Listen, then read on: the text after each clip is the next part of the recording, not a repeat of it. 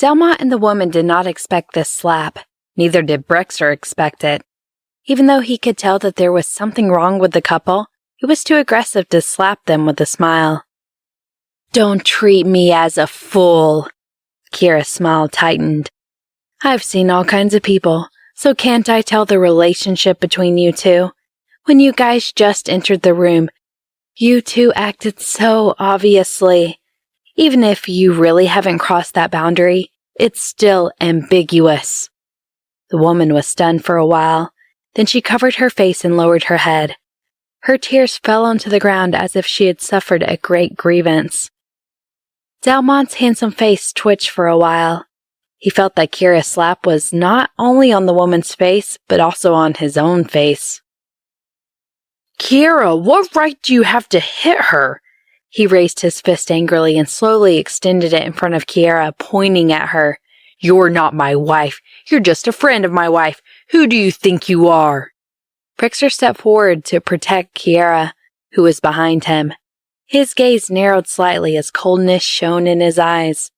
The person in front of him was taller than him, and the overpowering aura emanating from him made Delmont subconsciously flinch. However, he quickly remembered that this person was only a person with a neck injury, and a slight movement would be enough to flip him over. However, Kira quickly pulled Brexter away, her gaze cold and disdainful. "You're right, I shouldn't have hit her. I should have hit you. As the saying goes, it takes more than one slap to make a difference. But you're so thick-skinned that if it hit you, it would definitely be like banging a table. You probably don't know pain, so I could only hit her. Look at how nervous you are. Delmont, are you worthy of Ariana?" "I said she's just my assistant," Delmont said with an ugly expression. "Is that so? Then I'll go to the furniture stores in front and ask, what did you want to buy just now? Is your relationship clear at a glance?" Kira's face was full of sarcasm. Delmont unnaturally gritted his teeth. Kira's eyes spewed out anger. "Look at how Ariana has changed for you. She used to be such a cool person. After marrying you, she wholeheartedly stayed at home to take care of the children. Every day she revolved around the family's daily meals and hygiene. She didn't even have time to go out. And you're buying furniture with other women? How ridiculous! Let me tell you, don't think that Ariana is easy to bully." She took a deep breath and continued. "She still has me as a friend. If it really comes to that, Delmont, I'll make you leave your house with nothing. You won't even get your child. Oh, right, you don't have a single cent. Let's see if any other women are chasing after you." "Is there something wrong with you?" Delmont was slightly frustrated. "Kira, don't think too highly of yourself. Last time you even lost the lawsuit and caused your reputation to be tarnished. Moreover, who would encourage their friends to get a divorce? Even if a man with a successful career wants to keep himself clean and pure, there are too many temptations in the real world. Moreover, what benefit does Ariana have after divorcing me? It's not easy for women to remarry now. She's not as rich and capable as you. She even has a child with her. Is it good for the child to acknowledge someone else as his father? You're not married yet, so you might not know how Ariana feels." Kira nodded. "I respect her choice, but no one can bully her. If you think I don't have the ability, then you can give it a try. But if you divorce her, I will make sure you lose everything." After that, she dragged Brexter away angrily. Delmont said angrily to Brexter, "Bro, did you hear that? If you marry a woman like her, be careful not to be bitten by her until you have no bone left. Stay away from her." Brexter's long legs stopped. He shook off Kira's hand and turned to look at Delmont. Kira frowned and asked softly, "Can you not hit someone in your current state?" "Don't worry, I don't usually hit people. We are both civilized people. If I really hit someone, then the person I hit wouldn't be a person, but a scum." Brexter gave her a gentle smile before turning to Delmont. Don't call me bro. Firstly, I'm not familiar with you. Secondly, you look more anxious than me. Thirdly, let me teach you a lesson. Don't you know that men and women can come together to form a stronger alliance? We are that type. Furthermore, I like to be gnawed by her until I don't even have a bone. Unlike you, who likes to gnaw your own wife until she doesn't even have a bone before you go out to cheat on her. This is the difference between you and me. I'm a human. You're a beast. After that, he ignored Delmont's angry expression and dragged Kiera away. Kiera looked at him with satisfaction as they walked. Today, the doctor had raised his chin, making him look very comical. At that moment, she suddenly felt that he was very handsome. Why are you looking at me? Brexter raised his eyebrows and caught her gaze. Kiera reached out and touched his head. Cute. Brexter's handsome face stiffened. No one would be happy if a mature man was complimented as cute. Kiera chuckled.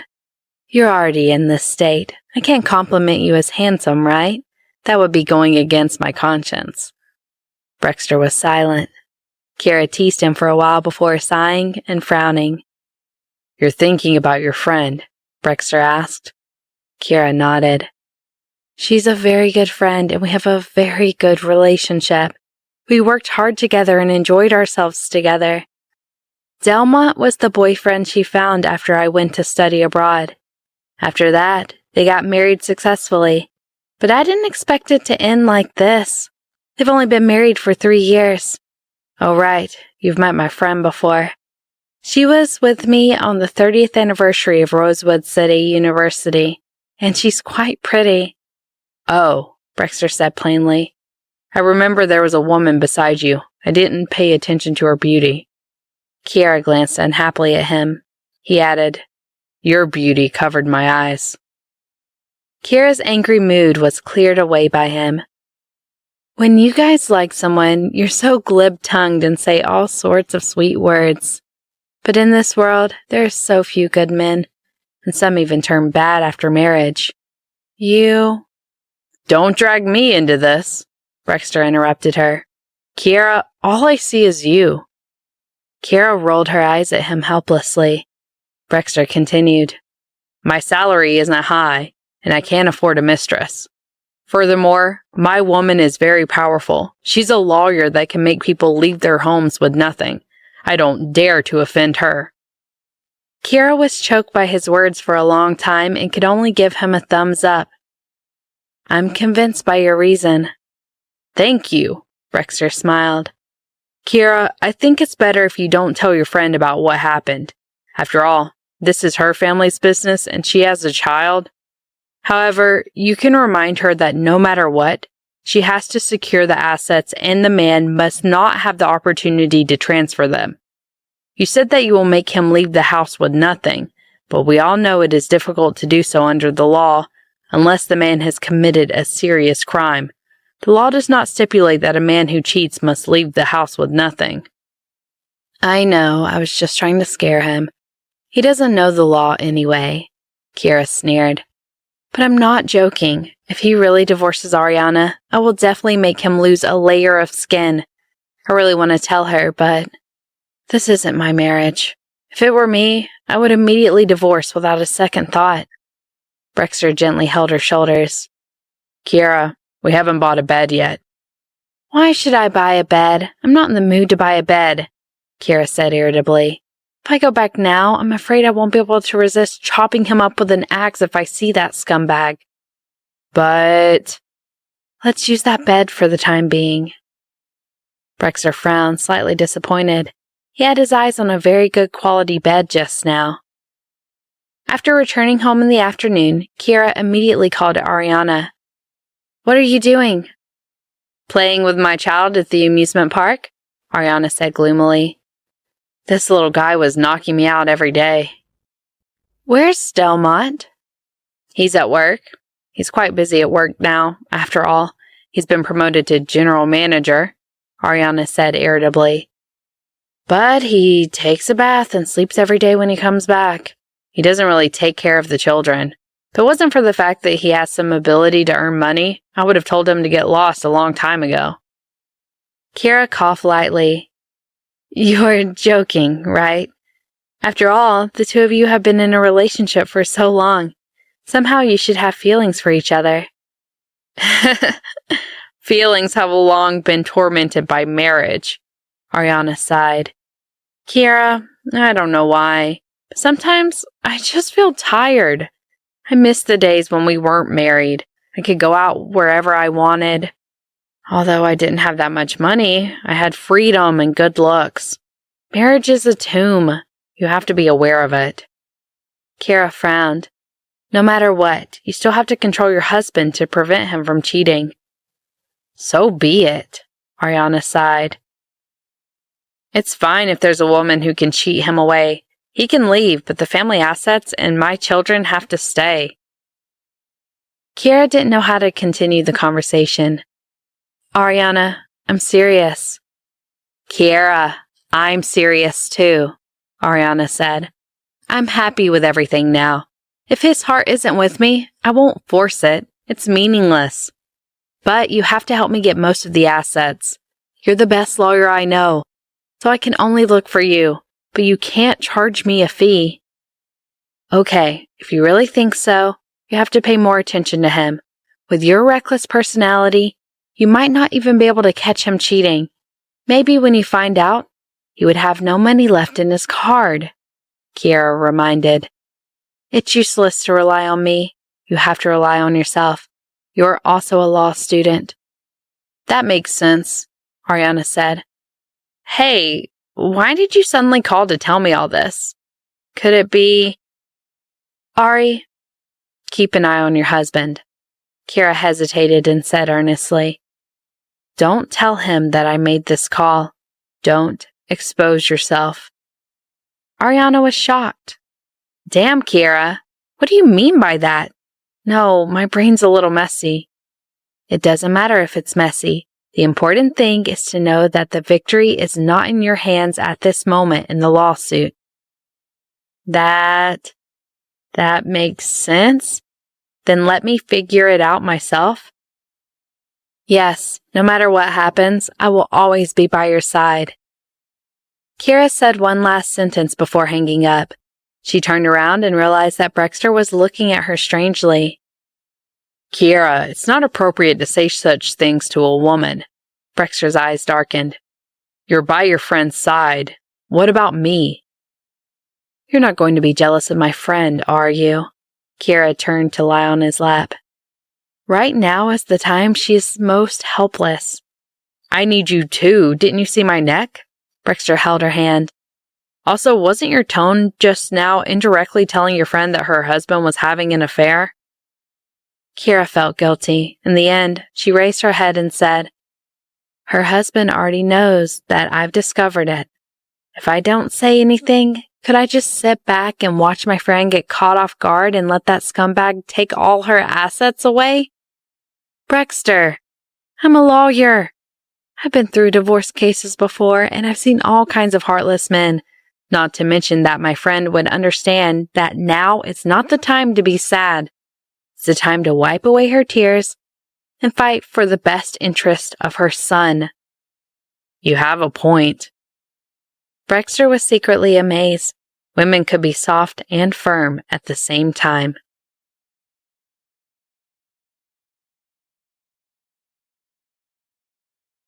The next morning, as Brexter hugged Kiera and lay on the bed, laminating that this was the most wonderful part of life, Kiera received a call and pushed him away mercilessly. I'll make you breakfast. I have to go to the law firm today. Brexter blinked. Didn't you say that you would be resting for the next few days? Something urgent came up. Kiera hurriedly put on her clothes. Don't worry, I'll be back in the afternoon. How about I'll go with you? Brexter suggested. I won't disturb your work. Kiera was stunned. Why did she feel that he was following her? I can't today. I really can't. Brexter frowned. You're not actually going to see Aaron without telling me, are you? Kiera was speechless. No, let me remind you, Chief Judge Williams. I'm a lawyer, and you're from the court. Due to our job nature, we need to somehow avoid each other. Okay? Brexter was stunned for a moment before he came back to his senses. Recently, the two of them had been so close that he had forgotten about them. He said, I'm sorry. It's okay. I know that you've had a concussion recently, so I understand. Kiera gently stroked his short, black hair. Brexter was speechless. It felt like she was caressing someone with a mental illness. At 9 o'clock, Kiera stepped into the law firm. Sasha immediately brought a middle-aged man into the room. The man was dressed in an old worker's uniform. His skin was dark and rough. With a look, one could tell that he was someone who worked hard under the sun all year round. Lawyer Cal, this is Carl, who was on the same construction site as Pete, Gilpert's son, Sasha said as she poured tea for the two of them. Before Pete died, he borrowed $50,000 from him. It's been more than a year, and he hasn't returned it. After sitting down, Carl said bitterly, Instead of saying it's lending, it's more like I was afraid of him and had no choice but to lend money to him. I'm not the only one who has to get money back. He borrowed from quite a few people on the construction site, adding to more than $100,000. He borrowed the most from me, so everyone asked me to represent them. After Pete died, we went to his family to ask for it. His father, Gilbert, refused to admit his debt. Look, this is the IOU. Kiera took the IOU and looked at it. Your case is actually just a small case. Carl nodded. We're all working hard to earn some money. You said you wanted us to take the case to court, but we haven't done it. We don't know how much it will cost. I heard that it's a bottomless pit, but I heard that you're willing to accept this case for free. It's very difficult for the people at the bottom to defend their rights now, and they don't know how to use the law to protect themselves. But now, there's a legal public welfare assistance program. I can take your case for free. Kiera's gaze was stern. Don't worry, I'll get your money back for you. After Carl left, Sasha closed the door and gave her a thumbs up. Lawyer Cal, you're really smart. This is a lesson for those who pestered Chief Judge Williams. Let them know who he is. It's your man who they cannot afford to offend. Kiera, who rarely had the leisure to take a sip of coffee, choked on her coffee. After a long time, she recovered and was a little speechless. Isn't that so? Sasha was really impressed with her now. As a woman, she was simply full of feminine charms. She decided to learn from Lawyer Kell and follow her example. Sasha, be careful with your words, Kiera said in a low voice. I'm a lawyer, and I abide by the law. I will never seek revenge for personal grievances. We lawyers can't only look at the money just because our status is high and we have money. Occasionally, we have to do legal aid cases to raise our good name. Sasha was stunned for a moment and nodded repeatedly. That makes sense. I understand. I'll hand over all the information on this case to you. I believe there won't be any problems. Kiera smiled. You've been with me for so long. You should have no problem in settling such a small case. Oh, right. If Gilbert gets a lawyer, just say that your client is very busy and we'll talk next month. Also, find out who else has been offended by this family.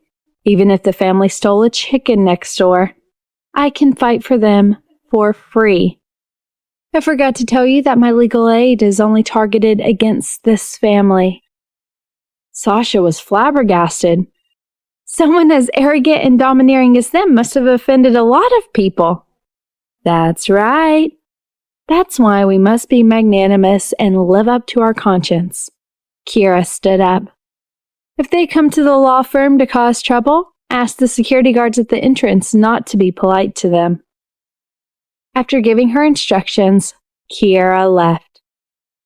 Sasha looked at her back and suddenly felt goosebumps crawling over her arms.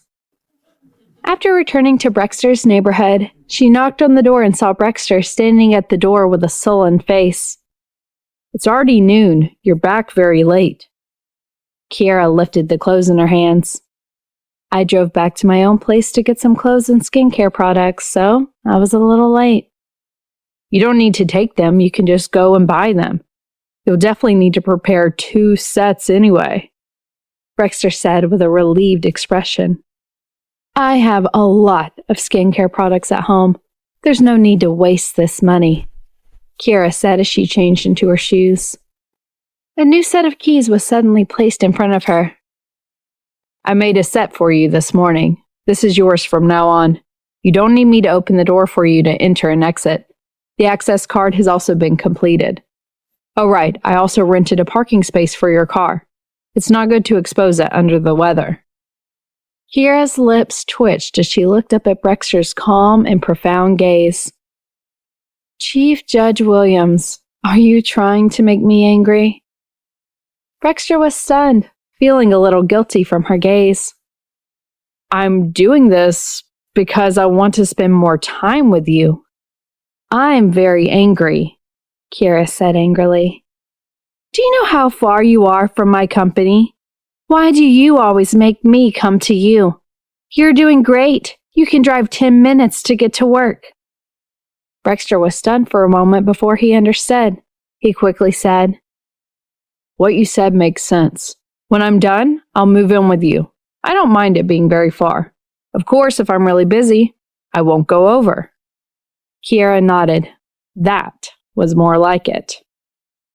She would never compromise on a chance to sleep in. Kiera crossed her arms and laughed. "Since when did I agree to you moving in with me?" Brexter lowered his gaze slightly. "Lawyer Kell, it's not good to abandon someone in the end. Do you want me to go to your law firm and cause a ruckus?" Kiera pursed her lips into a smile. "Sure, go ahead and cause a ruckus. Let me see what you will look like when you cause a ruckus." "I'll look like what you want me to look like." Brexter smiled as he moved closer to her. His hands were placed on the shoe cabinet, surrounding her in the middle. His voice was so deep that it was electrifying. "I am hungry." It was just 3 simple words. Kiera felt that her thoughts might have been a little off. Where are you hungry?" "Of course my stomach is hungry." Brexter's voice was soft. "Otherwise, where do you want me to be hungry?" "I'm going to cook." Kiera braced herself to push him away and slipped into the kitchen. Brexter looked at her disheveled figure and a faint smile appeared on his lips. Since Brexter had already cut the vegetables, Kiera fried the vegetables very quickly. A dish of chicken soup, fruit salad, and fish made Brexter extremely hungry. "So, it turns out that eating at home with someone you like is the real home-cooked food." Brexter sighed from the bottom of his heart. "It's not that bad. The shop at the entrance of your court is also all right." Kiera was not as sentimental as he was. She only felt that 2 people eating at home was much more interesting than eating alone. In the past, she would not be able to finish the few dishes that she cooked. Sometimes it was also rather boring to eat alone. "Kiera, let's go on a trip," Brexter suddenly said. "How about going to Europe this season?" Kiera glanced at his neck. "You're already in this state, yet you still want to go on a trip? The doctor said that you have a concussion, all right? By then, don't tell me you feel nauseous and dizzy again. Also, you forgot you need to go to the hospital for a checkup every 3 days." Brexter was devastated, his handsome face ashen. "I was just thinking about how rare it is for me to get some rest. Besides, it's quite boring for you to stay at home with me every day." If it's really impossible, then let's go take a walk around the neighborhood. Kiera rested her chin on her hand and thought for a moment. Isn't there an old town nearby? It's 2 hours away on the high-speed train. Why don't we go there? Brexter agreed readily. In the afternoon, Brexter booked a hotel and bought tickets for the high-speed train. The next morning, the two of them took the train to the old town. The old town was surrounded by water. The buildings were built along the river. It was the weekend and the streets were bustling with activity. The two of them first checked into a hotel. The hotel looked like a castle and it was next to a small river. And the rooms were simple but clean. The decorations were exquisite. And there was an open-air balcony on the second floor where they could bask in the sun. The room you booked is not bad. It's quite unique. Kiera pushed open the window to look at the river outside. Brexter hugged her from behind. Of course. If I don't book a good room for our first trip, what if you don't come out with me in the future? Kiera took a deep breath and leaned against him as she walked out. She felt an indescribable peace in her heart. Although she had just stayed in Europe for a period of time, the feeling of being alone and being with two people was still a little different. In the afternoon, the two of them went shopping and ate. They had all kinds of delicacies, from fried to sweet to sour. Kiera didn't like fried food too much, so she stuffed it all into Brexter's mouth. Brexter's mouth was filled with grease. He hugged her and kissed her under the willow tree by the river until her lips were covered in oil before he gave up. In the evening, after the two of them finished eating, they rested for a while at the castle. When they left, the manager reminded them, "Our old town's quite big. Don't go too far away at night. A few girls have been robbed recently. But don't worry if you're in a crowded place." "Thank you." Brexter held Kiera's hand tightly. At night, the old town was especially lively and beautiful. Kiera liked to look at small things. One moment, she chose a handmade shawl in a shop. The next moment, she took a fancy to a handmade earring and asked Brexter to help her put it on. He put it on clumsily. Kiera was so impatient that she had no choice but to ask the shop assistant to put it on her. As a man who was confident in himself, this was the first time Brexter felt defeated. "I'm sorry. I'm new to this. I've never done this before." Kiera held his hand. "It's all right. You'll get used to it after putting it a few more times. As for you, the most important thing is to pay the bill." "I'm the best at that." Brexter quickly took out his wallet. He felt that after waiting for so many years, his money had finally been put to good use. But he just didn't understand why women like to buy things and shop so much. From 7 o'clock to 9 o'clock, Kiera didn't show any signs of fatigue. She even chose all kinds of ornaments. Brexter took a photo of the night scene of the old city and posted it on her social media. Our first trip together. 5 minutes later, Aaron left a message. "Oh, I've been to this place too many times. My wife and I went to a beautiful beach for our first trip together. We watched the sunset, we went diving and swimming together." Richard replied to Aaron, "Dude, why are you everywhere? Can't you just calm down? Still showing off your love after so many years?" Aaron replied to Richard, "When did you add him on social media?" Richard replied to Aaron, "The last time I got married, I think your wife was at it as well." Aaron was silent. In front, Kiera had already chosen her stuff. Brexter put away his phone and went forward to greet her. They strolled until around 10 o'clock. They felt that the place they were strolling in was a little off the track, and there were fewer and fewer people. The lights had also dimmed, so Kiera gave up on continuing to stroll. As they went too far from the castle, on their way back, they walked for more than 10 minutes. Many shops on the street were closed and the number of tourists was gradually decreasing. When they passed by the washroom, Brexter said that he wanted to go in. Kiera was waiting outside. When Brexter came out from the washroom, he realized that Kiera was no longer where she was. This previously bustling alley now looked like a monster that was swallowing people. He remembered that before they left the hotel, the manager had reminded them that some girls had been robbed recently. His heart suddenly felt like it was being squeezed by a large hand, and he was so flustered that he couldn't breathe. As a judge, it was important to be calm. However, at this moment, he was really flustered and his fingertips were trembling slightly. "Kiera! Kiera!" he shouted as he ran into the alley. He even ran into a few people whom he asked questions, but there was no news at all. He didn't even hear Kiera's voice. Just as he was flustered and wanted to call the police, his phone suddenly rang. He quickly took it out, and when he saw it was Kiera calling, he heaved a sigh of relief. "Oh, where did you go? Are you all right? Didn't I tell you to wait at the entrance of the toilet?" "I just went to the ladies' toilet, and when I came out, I saw you running like a maniac. Couldn't even stop you when I shouted at you. What happened to you?" Kiera was confused. "Were you robbed?" Brexter's mind froze for a moment before he suddenly covered his head and laughed out loud. He had laughed at his own foolishness. Kiera was confused by his laughter. "Did you really get robbed? Wait there, don't move, I'm coming. Don't fight head on with someone with your neck like this. If you have lost the money, so be it. The important thing is that you're fine." Kiera ran to the entrance of the alley and saw Brexter dragging his long legs as he walked out from the depths of another dark alley.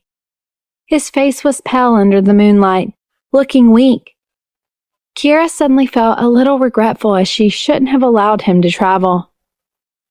"See, I told you before, don't put so much money in your wallet. It's all paid by phone now." Before Kiera could finish, Brexter suddenly pulled her into his embrace. Kiera was a little confused, but when she came back to her senses, she thought that he must have been too heartbroken about losing money, so she quickly patted his back. "Don't be sad, you." This time, before she could finish, Brexter kissed her. Kiera's eyes widened. This guy must have been too agitated. Why would he kiss her after getting robbed? Perhaps it was because he had never lost so much money before and he was too agitated? Kiera patted his head to calm him down. "I didn't lose money." Brexter held her shoulders tightly with both hands, his voice hoarse. "I asked you if you wanted to go to the toilet. Didn't you say that you didn't want to go? When I came out, I saw that you weren't there and panicked. I thought something had happened to you." Kiera blinked in shock. "You could call me on my phone." There was a silence in the air for a while. Brexter pursed his lips and said dryly, "I forgot." Kiera was speechless for a while, her heart suddenly throbbing in pain. She hadn't forgotten how flustered he had been while she saw him running. She sighed and couldn't help raising her hand to pat his head. "It's not your fault. It's not your fault. You just haven't fully recovered from your concussion." Brexter was silent. He also felt that his reaction was a little extreme this time. His IQ had completely dropped. He was not the man he used to be. "Kiera, it might not be because of my concussion," Brexter said honestly, his emotions complicated. "It's because I care more about you than I thought. I'm afraid that something might happen to you." Kiera was stunned. Looking at his chiseled features under the moonlight, her chest was suddenly filled with warmth. "Brexter, I'm fine now. Let's go back. It's too late. If we don't leave now, we might really get into trouble. After all, you can't beat anyone right now." Okay." Brexter held her hand tightly. On the way back, there were fewer and fewer people. Kiera felt that she was lucky to have him by her side. At night, after the shower and lights out, Brexter pulled her directly to his chest. "What's wrong?" She raised her head. her black hair drooping and her voice hazy. I'm still a little scared. Brexter hugged her tightly. Let's not wander around too late next time. Okay. Kiera yawned. Can we go to sleep now? I don't want to. Brexter sighed. Why is my neck injured? I don't want to lie down and sleep like this. Kiera was silent. Go to sleep. After a while, Kiera patted his head. You're not strong enough now. Brexter was speechless. The two of them stayed in the old town for 3 days. On the 4th day, on the way back to the train station, Kiera received a call from Sasha. Gilbert's family came to look for you yesterday. They heard that you weren't around, so they made a big fuss at the law firm, but were chased out by the security guards. They can still make a big fuss? Looks like their injuries at the court last time weren't very serious. Kiera chuckled. It was hard for Brexter, who hadn't recovered by now. They're just pretending, Sasha said angrily. Arrange a meeting next Monday. When the time comes, they'll know that this is just an appetizer. Kiera smiled faintly. After returning to Rosewood City, Brexter made another trip to the hospital. Although the doctor had removed his neck brace, he said that his neck had not recovered yet, so he still needed to rest well. Kiera felt that he could take care of himself, so she suggested going back to work. After all, she had already rested for a week. So from today onwards, I have to fend for myself? Brexter felt like he had been abandoned. Yes, Kiera nodded impolitely. I don't have annual leave as you do in your company. We work when we have a case, and if we don't have a case, we look for a case. Furthermore, there are only 3 lawyers in the law firm. Brexter did not force her. Then it's not good for you to travel back and forth to work. I'll move to your place. Do you really have the heart to leave a patient like me behind? Brexter said confidently. Or do you want to wake up an hour earlier every morning to go to work? Kiera fell silent. After a moment, she pretended to be serious. When I started dating you, I should have thought about geographical issues. Our jobs are too far apart, so it's not really suitable. Brexter chuckled. That's true. Your criteria for choosing a boyfriend should be in your area. But then, you might not be able to get married in your lifetime. Kiera raised her eyebrows and glared at him. Brexter chose a comfortable spot on the sofa and leaned against it. When you look around the world to find a boyfriend, you stay single until your late 20s. So when you narrow your selection to only your area, then you've to remain single until 99. Of course, the 99 I'm talking about is the day you close your eyes. It meant that Kiera wouldn't be able to find a boyfriend on the day she closed her eyes. Kiera was so angry that she laughed and pounced on him. Brexter grabbed her hands and struggled. I'm a patient. Fine, I won't touch your neck. Kiera sneered and bit his face. After biting, she left a few bite marks and smiled proudly. You have to understand what's good about lawyers. They're good at talking and their teeth are good too. Brexter's eyes shone with affection. You can't treat me like this. I just praised you. What did you praise me for? You're insulting me with every word. Kiera poked him in the chest. You're becoming proud and arrogant just because you're being favored now, aren't you? I praised you for your longevity. Brexter blinked. What longevity? Everyone else boasts of a long life of 100 years old, but you let me die at the 99th. You did this on purpose, right? Kiera impolitely left another symmetrical bite mark on his other cheek. The next day, when Sandro and another colleague came to report to Brexter about a rather troublesome case, that he had previously handled. They were stunned when they saw the funny bite mark on his face. They tried their best not to burst into laughter. "Chief Judge Williams, your face?" "My girlfriend bit me." Brexter raised his eyebrows and curled his lips. He was not in a bad mood, nor was he embarrassed. "If you have something to say it. Hurry up, I'm moving to Kiera's place in a while." Sandro and the secretary felt that there was a sense of pride in his calm voice. The two of them wanted to look down on him. "You're already an adult, yet you're only moving in with your girlfriend now? Didn't you feel embarrassed?" One of them was already married, while the other one had moved in with his girlfriend after university. Kiera and Gilbert arranged to meet in a high-end private chamber in a cafe.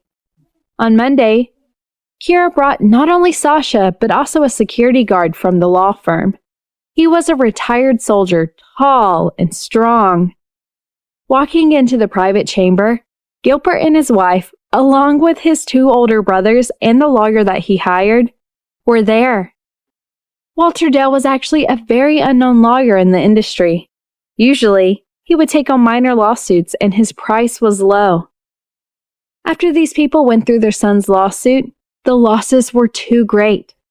Now they could only afford to hire this lawyer.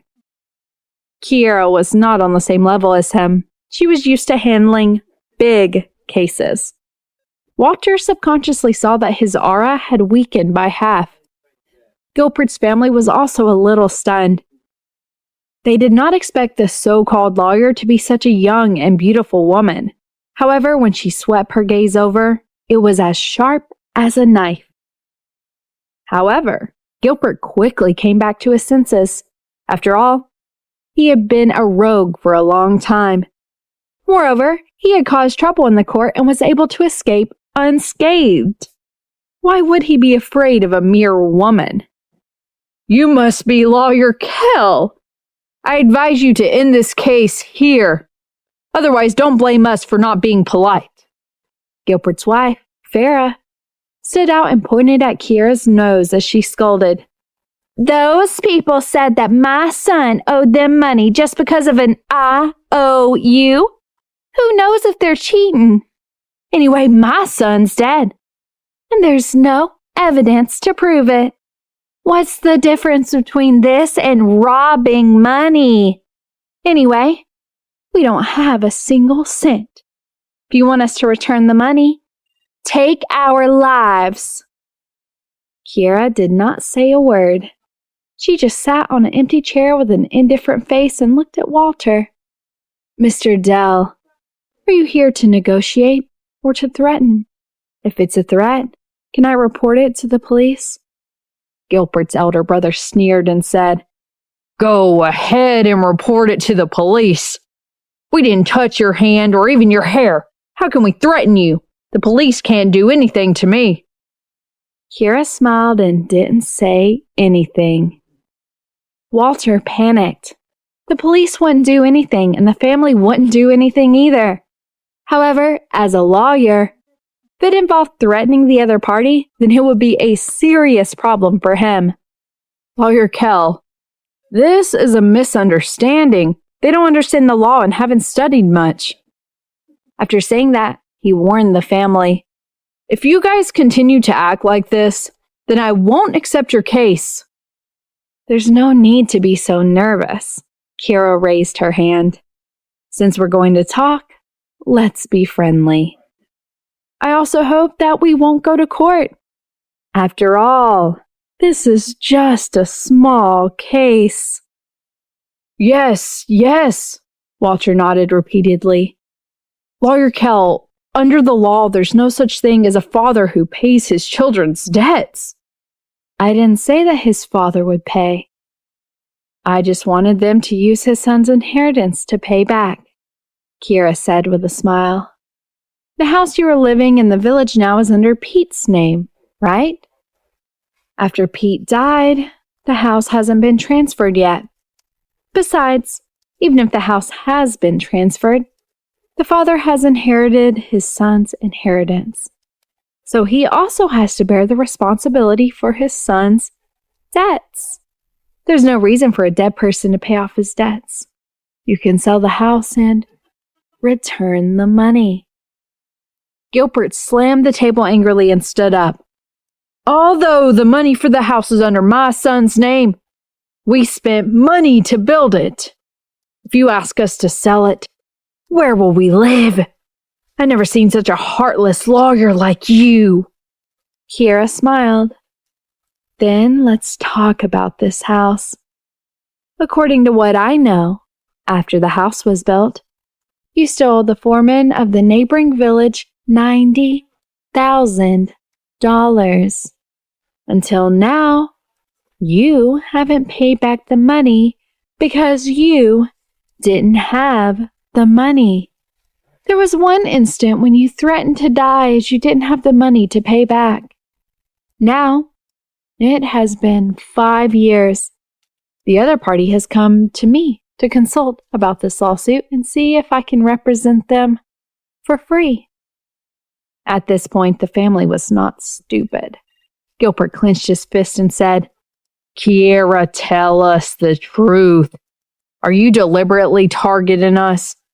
I remember that our family has no grudges against you. Walter clenched his fist and coughed.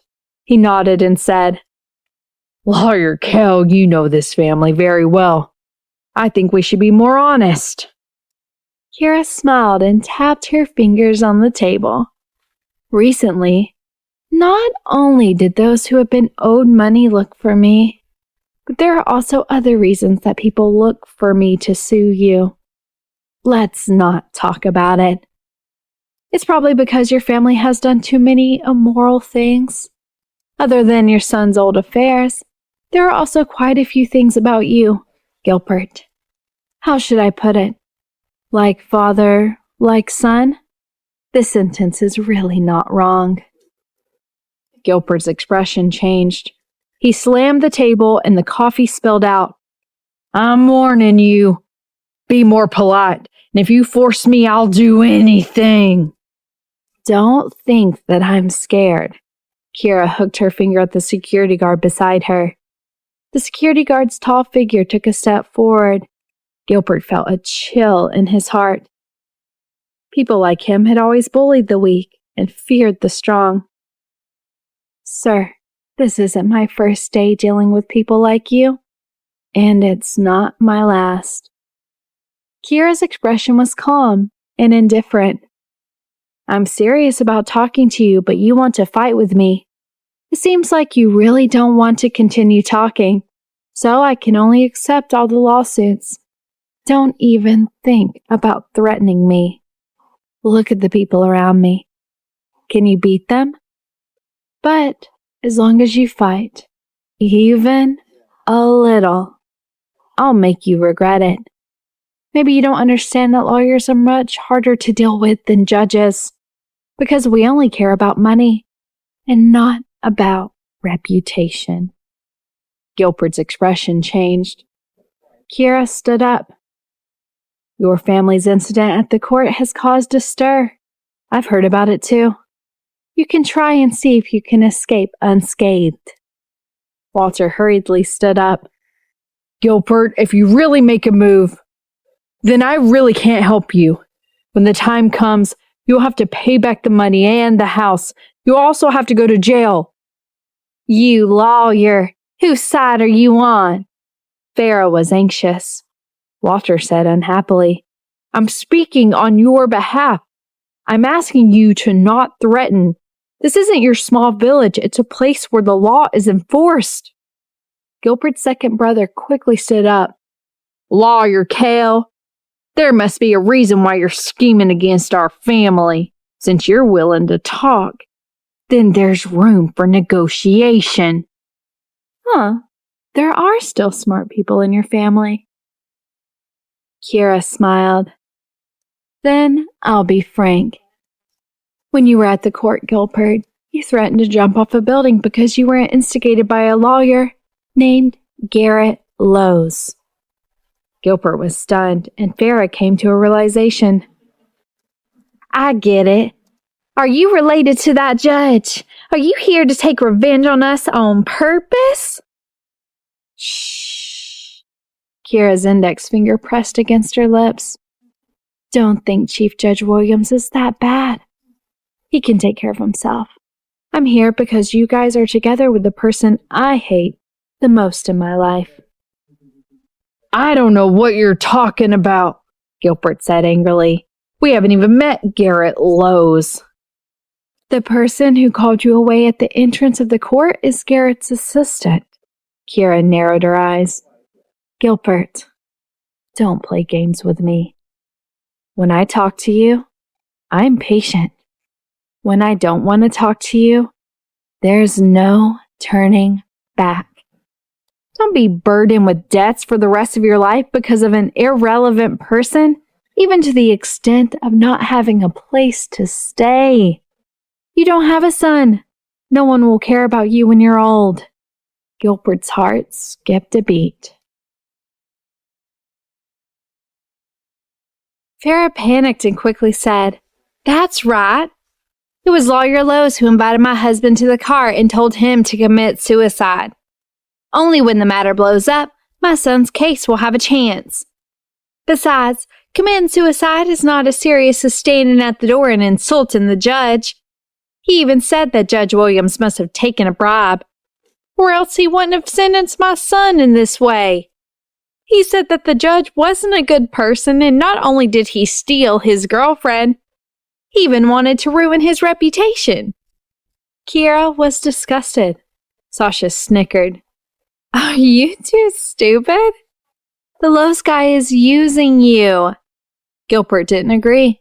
In his opinion, Garrett's method was to make them retreat unscathed. Kira crossed her hands. To tell you the truth, I am Garrett's ex-girlfriend. After we broke up, he went around slandering me. Our lawsuit is opening a court session at the end of the month, and he will definitely lose the lawsuit.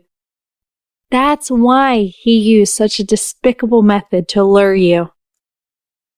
Oh, so you're that judge's girlfriend after all this fuss. Gilbert was furious.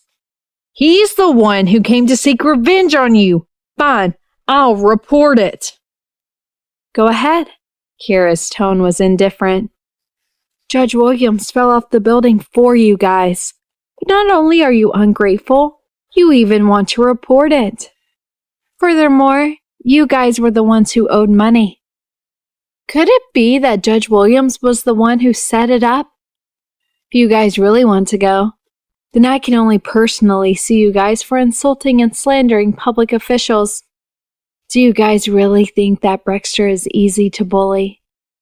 She suddenly slammed the table. Because of you, he suffered head and neck injuries and is still recuperating at home. Not only did you not show any remorse or apology, you even took advantage. If it weren't for the fact that people like you were still useful, I would have sued you until you lost everything. She was initially cold and indifferent, but now that she was suddenly angry, everyone felt an inexplicable sense of panic. You kept saying that he was embezzling and accepting bribes? Kira sneered. Was he the one who made your son humiliate someone else's wife? Was he the one who made your son kill someone? As parents, you didn't educate your son well. Look at how the father went back on his word and owed money. That's how your son went back on his word outside, too. Your son was following his parents' example. Also, think about it. The other party's family is also farmers. How much money do they have to pay bribes? Would the judge take such a risk for such a small amount of money? Are they fools? This news has always been very popular in society. No one would do such a thing. Walter adjusted his glasses and sighed. She's right. I don't want to waste any more time with you guys, Kira said. Every minute is precious to me. I've wasted too much time on you guys today. After Garrett and I open a court session, I need you guys to testify that he instigated you to cause trouble in the court. If you guys aren't willing, There's no chance of settling the loan case. I'll also accept other cases that have grudges against your family. Think it through on your own." "No, Lawyer Kell, if we are willing to appear in court, can we not return the money we borrowed?" Farah asked hesitantly. "Not return it?" Kira turned around and sneered. "Would you let others not return the money they owe you? The migrant workers work hard to earn a bit of money, but only save tens of thousands a year. They have their elders and children to take care of. I can only say that I will let them sympathize with you for losing your son and not having a job. Each of you will take a step back and pay less." Gilbert and his wife were a little reluctant. Walter frowned and said, "This is already the best outcome." Farah said hesitantly, "It's not that we're unwilling. It's just that we really can't afford it at this time. A few tens of thousands of dollars might be a small matter to you. We've just gone through our son's lawsuit, and we've also arranged for our son's funeral. We've spent over $200,000, and the money for the funeral was borrowed from a few of our older brothers. When my son died, no one compensated us. We've already used up all our savings. Even if we were to go out and borrow money at this time, who would be willing to lend us money when we're at such an old age with no job and a dead son? There's no guarantee." Gilbert's second brother added, "That's true. We're just doing odd jobs to earn some money. Our family isn't that rich. We can't help much." Walter also agreed. "Actually, I only took a few $100s from them when I accepted this lawsuit, which they borrowed from some distant relatives. They really don't have any money. Although they're in the wrong and shouldn't go to court to cause trouble. And they didn't educate their son well. They're still pitiful." Kira rubbed the space between her brows. "All right, I'm not an unreasonable person. I'll talk to the people you owe money to. But make sure that you can pay back slowly. However, slowly does not mean not paying." Gilbert didn't say anything, but Farah nodded embarrassedly. "Then that's all we can do." Before she left, Kira thought for a moment and said, "It's useless to go to the court to cause trouble for your son's case. The reason why you lost is because you don't have enough evidence.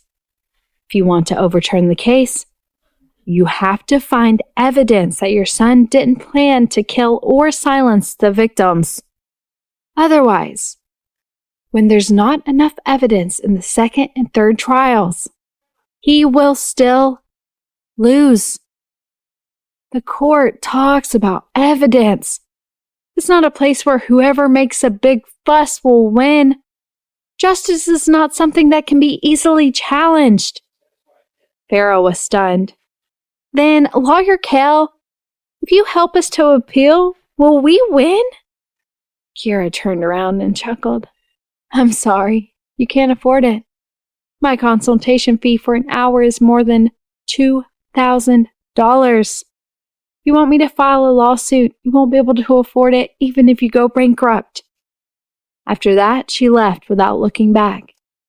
Gilbert said angrily, "More than $2,000 for an hour? She might as well be robbing people. Besides, I heard that she lost the lawsuit last time and was humiliated.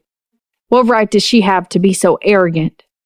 Walter said embarrassedly, "There's no other way. She's just that arrogant. Her nicknames are all about money grabbing.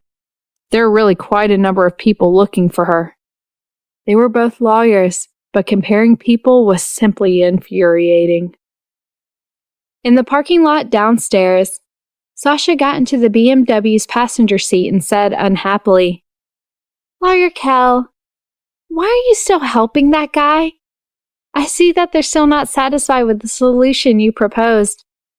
This kind of person doesn't want to pay a single cent. There's no other way. If we push Gilbert too far, he might really resort to extreme methods." Kira sighed.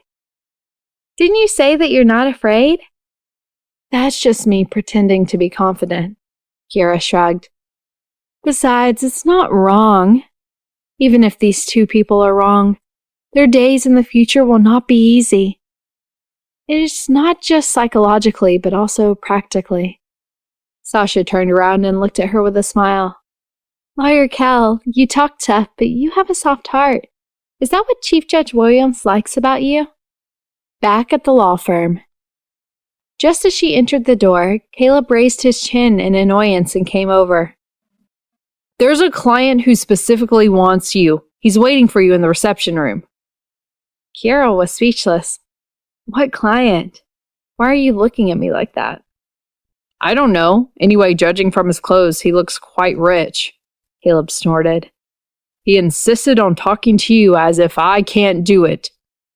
It's most likely because he likes your beauty, Lawyer Cal. Recently, you've been good with men. I have to tell Chief Judge Williams. Stop spouting nonsense, you spy. Kiera rolled her eyes at him. He gets jealous easily. Caleb chuckled. I can tell. What can you tell? Kiera couldn't be bothered with him and walked straight into the reception room. She pushed the door open and entered. A fashionable-looking man in a tuxedo sat on the sofa. When he entered, he waved with a smile. Hi, Lawyer Cal. We meet again. Kiera had a good memory. Wasn't this the person she had met at Richard's wedding? Brexter's ex-girlfriend's ex-boyfriend? How complicated. Why? Someone in your family been murdered? Kiera returned smiling and sat opposite him, her elegant legs crossed. Or are your parents getting a divorce, or is your family's company going bankrupt due to a legal dispute? Gail's smiling face instantly froze. I'm only good at fighting these lawsuits. Kiera rested one arm on the sofa pillow behind her and supported her temples. There's no point in looking for me for anything else. No. Before Gail could finish his sentence, Kiera suddenly turned on the timer on her phone. Hurry up. My fee is $4,500 an hour. We charge by the second. Isn't it $2,500 an hour? Gail gnashed his teeth and pointed at the consultation fee at the door. The price has increased. It just increased. Kiera raised her eyebrows lightly. I like to slaughter pigs. Kiera, don't go too far. Gail's face was red with anger. I'm sincerely looking for you to discuss a collaboration. Our company is going to sign a large project with someone recently and needs a legal consultant. I know you're good at this. Richard's company projects have always been your responsibility. I can pay more than them. I've been busy recently and I don't have the time, Kiera said with a faint smile. Of course, if someone in your family was killed or your parents were divorced, I would be very willing to accept it because I'm kind, and especially like to accept your family's cases.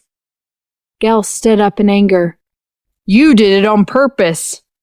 You're such a vicious woman. So many people said that about me today. Kiera yawned. Besides, you know very well what your motive is for coming to me. Who knows if you'll dig a hole for me? If you can't take revenge on Brexter, you'll have no choice but to come to me. You're afraid, aren't you? Gail suddenly laughed and said sarcastically, You're so timid. You don't even want to earn money. Don't mock me. It's useless. Kiera laughed lightly. For a rich lawyer like me, you wouldn't understand our mentality of not wanting to earn money. Besides, I'm so beautiful. What if you really like me? I don't want to get involved in a sexual dispute and affect my relationship with my boyfriend. Besides, I'll be a legal consultant for President Bennett, Mr. Richard, and the others, because they're too handsome. A woman like me, who cares about looks, can't reject them.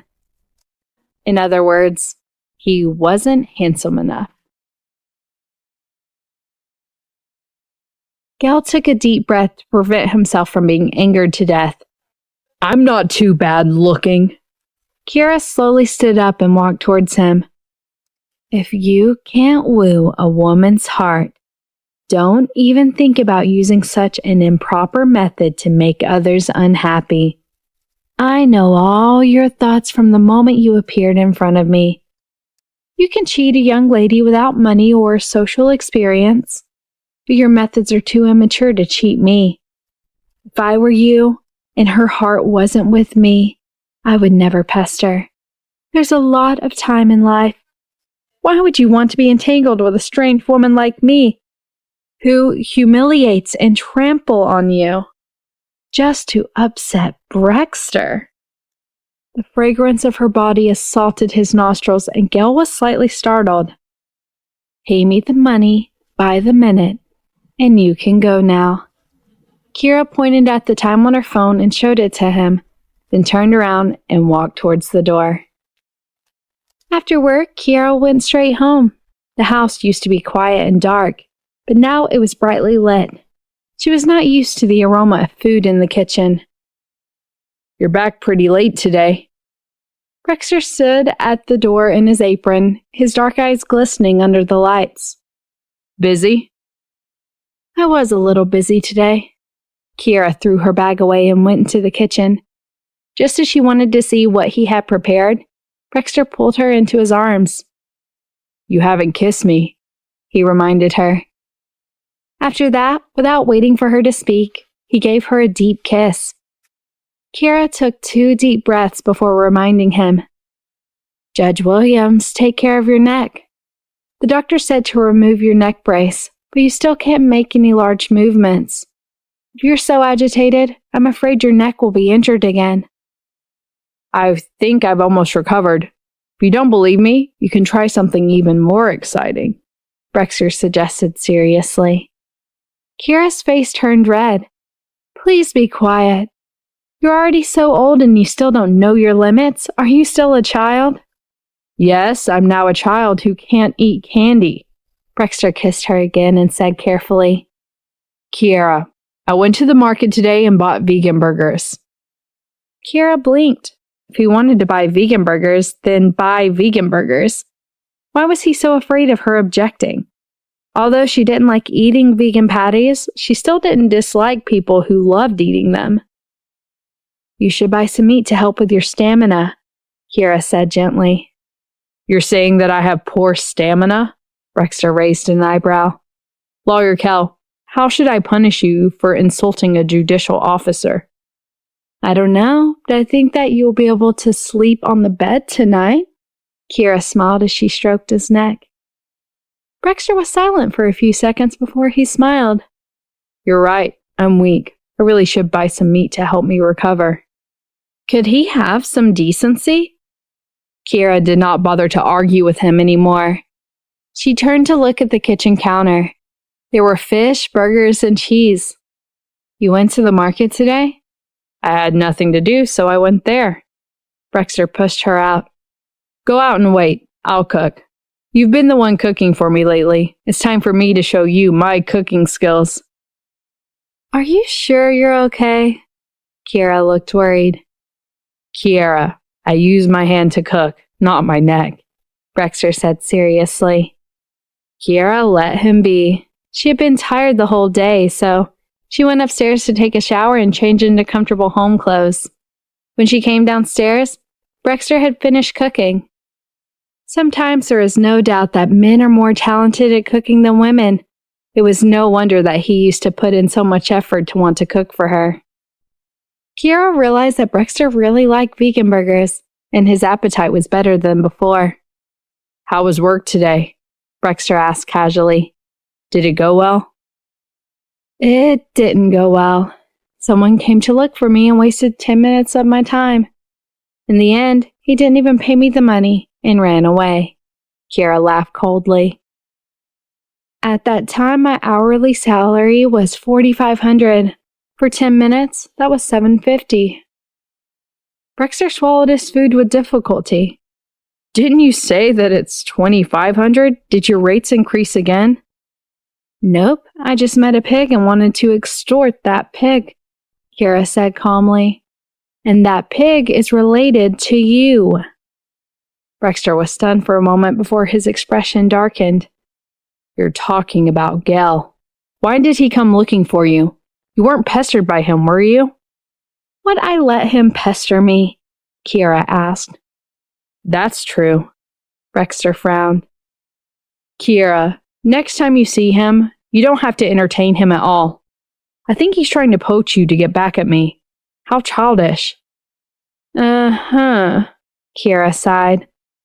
Why is your ex-girlfriend's ex-boyfriend bothering me when I'm in a relationship with you? He better not provoke me. Next time he comes looking for you, just tell me, Brexter said with a frown. The next day, when Kiera went to work, Sasha handed her a bouquet of white roses. They were sent over early in the morning, Lawyer Kell. Was it a romantic gift from Chief Judge Williams? By the way, I think the white roses are quite suitable for you. Kiera's eyes flashed with surprise. Ever since Brexter gave her flowers on their first date, he had not bought flowers for her. Was he suddenly back to being romantic? She took the card and looked at it. When she saw the words Gail Carnegie on it, her expression was as if she had seen a ghost. She threw it directly to Sasha.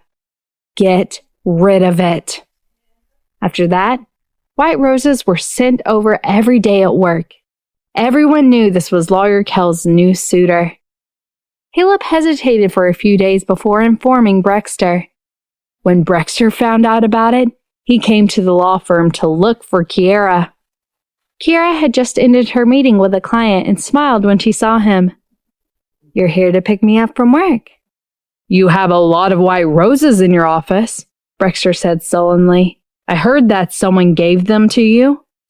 Kiera cursed Sasha in her heart. She asked her to throw them away, but she did not. However, it was understandable. How could young girls like her bear to throw fresh roses away? It's all thanks to you. Gale is haunting me, but he hasn't appeared yet, so don't let your imagination run wild. I'm afraid you'll be moved by his flowers. Brexter suddenly became irritated. Why didn't he think of sending her flowers every day? They were living together and he was slacking off. It's a pity I don't even know his number and I don't know where he lives. Then forget it. He didn't disturb me. Besides, I won't be moved by a mere bouquet of flowers. Better don't go and ask your ex-girlfriend for his number, Kiera said darkly. If I find out that you are in contact with your ex-girlfriend, I will definitely destroy you. I won't. Sensing her concern, Brexter heaved a sigh of relief. However, his sense of crisis did not dissipate. Kiera, I'll start sending you flowers tomorrow as well. Don't send them. Kiera quickly stopped him. Don't waste money. Brexter smiled. You're already starting to save money for me. No, Kiera coughed. But you can give me a better gift using the money you intend to spend on the flowers. Brexter didn't know whether to laugh or cry. This woman had definitely fallen into a money pit. After his half-month holiday from the courthouse ended, Brexter returned to work. It wasn't easy for him to return to work, and there were a lot of cases waiting for him to take over. Every night, he would be busy until 9 p.m. before he got off work. Kiera's place was too far away, so he didn't go over. On the other hand, Kiera sometimes was not used to returning to a deserted house. Fortunately, she would soon accompany Richard to Hong Kong to discuss a collaboration. This time, it was mainly for a B2C project. The investment wasn't small, and as a lawyer, she needed to be around the entire time. The time was relatively long, so she drove straight to Brexter's place and slept there at night. When Brexter found out, his brows could crush a fly.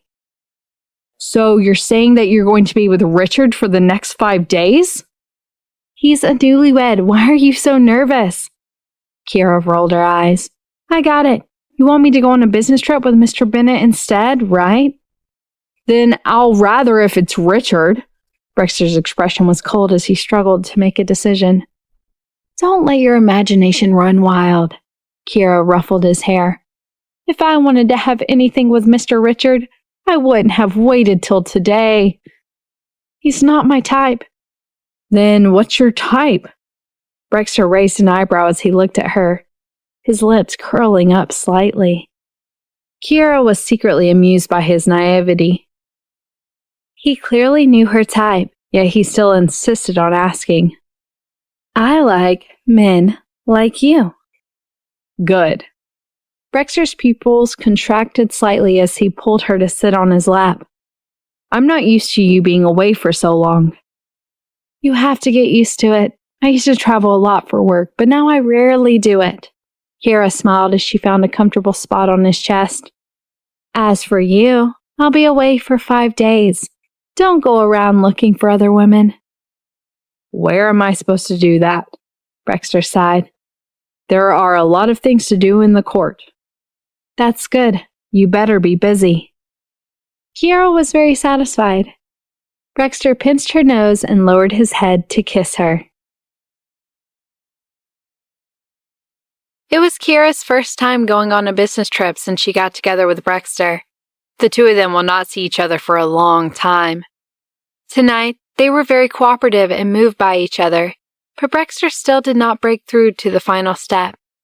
Kiera felt a little strange.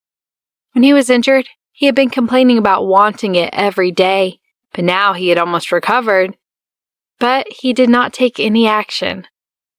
Kiera, I don't think you are mentally prepared, Brexter said softly as he brushed his forehead against hers before falling asleep. Kiera was stunned. Her sleepiness disappeared just like that. Was she mentally prepared?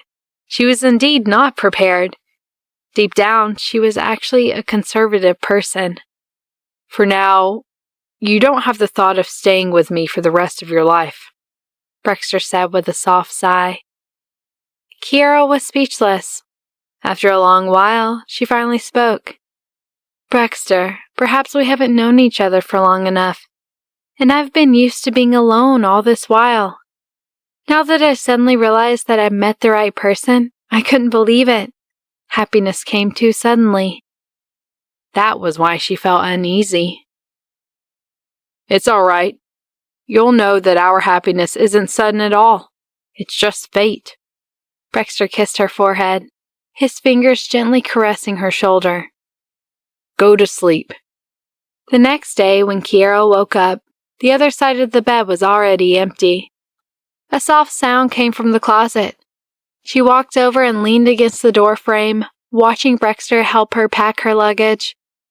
Every piece of clothing was folded neatly, and her toothbrush, toothpaste, and towel were placed at the side.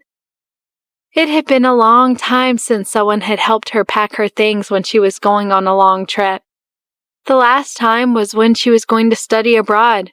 Her mother helped her pack, but that was years ago. Kiera suddenly realized that deep down, she really wanted a family. You forgot that women's cosmetics and skincare products are essential, Kiera reminded him as she walked towards the staircase. Yes, I felt like something's missing. Brexter seemed to have woken up from a dream. He looked up and saw her standing in front of him in her nightdress. She wasn't wearing any shoes, and her nails were painted with dark pink nail polish. She exuded an alluring aura early in the morning. Also, why are the clothes you pack all so dark? Kiera knocked on her luggage with a smile. I don't usually like to wear them. Lawyer Kell, I was caring for you. Richard is newly married, and if you're dressed too beautifully on a business trip with him, what will his wife think? Brexter said in a considerate tone.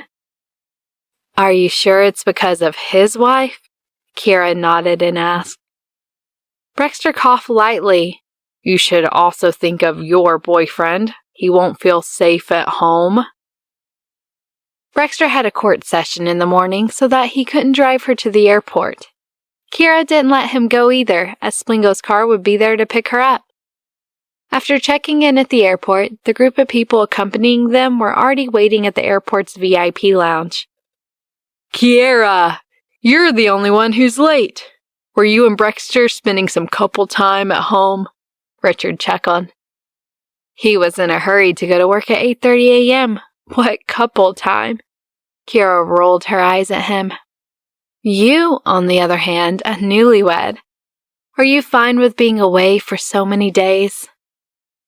The general manager of Splingo said, "Mr. Bennett should be there personally. After all, this is a big project." Kira chuckled. "If I go, he probably won't go. He said that he's afraid that April will think too much and get jealous." Richard held back his laughter and said, "Huh, you really know him well. But maybe he's overthinking." "He's always overthinking," Kira sighed. "Besides, April won't worry about him. He already knows that I have a boyfriend and that I don't even have him in my heart." "Forget it. There's a real reason why he isn't coming this time." Richard shook his head and said with a smile, "Because this time, the B2C project partner has an acquaintance and doesn't want to see him." "Who?" Kira raised her eyebrows. Richard reminded her, "Someone who gets on his nerves by just breathing." "Xavier?" Kira blurted out. Richard snapped his fingers. "That's right. That's why Mr. Bennett doesn't want to go. He said that when the media sees the two of them on the same stage, they will definitely compare the both of them. He doesn't want to lower himself to be compared to him." The corner of Kira's mouth twitched. Since it's able to attract Mr. Bennett and Xavier, it looks like this project is indeed quite attractive. "It's all right." Richard turned his head to look at her. "Speaking of which, you're from the same school as Aaron and Xavier. You should know each other, right?" "I know him. When I was studying, I often met him in the library. He's quite a polite person." Kira suddenly felt a little awkward. "But at that time, I had something for Mr. Bennett. After I found out that he and Mr. Bennett weren't on good terms, I didn't like him much. Now that I think about it, I must have been a fool back then. Both of them were financial tycoons. I should have maintained a good relationship with both of them. Then I would be having a good time now." "It's all right. It's inevitable to be separated into different gangs when you're young and naive." It was rare that Richard didn't mock her. After arriving in Hong Kong, Kira received a call from Brexter as soon as she got off the plane. "Did you arrive safely?" "Don't worry, our flight is good. We landed safely." Kira smiled as she walked out of the airport. She saw quite a number of shops. "There are quite a lot of things in Hong Kong. What gift do you want? I'll bring it back for you." "I want you," Brexter said in a low voice. "You just need to bring yourself back, safe and sound."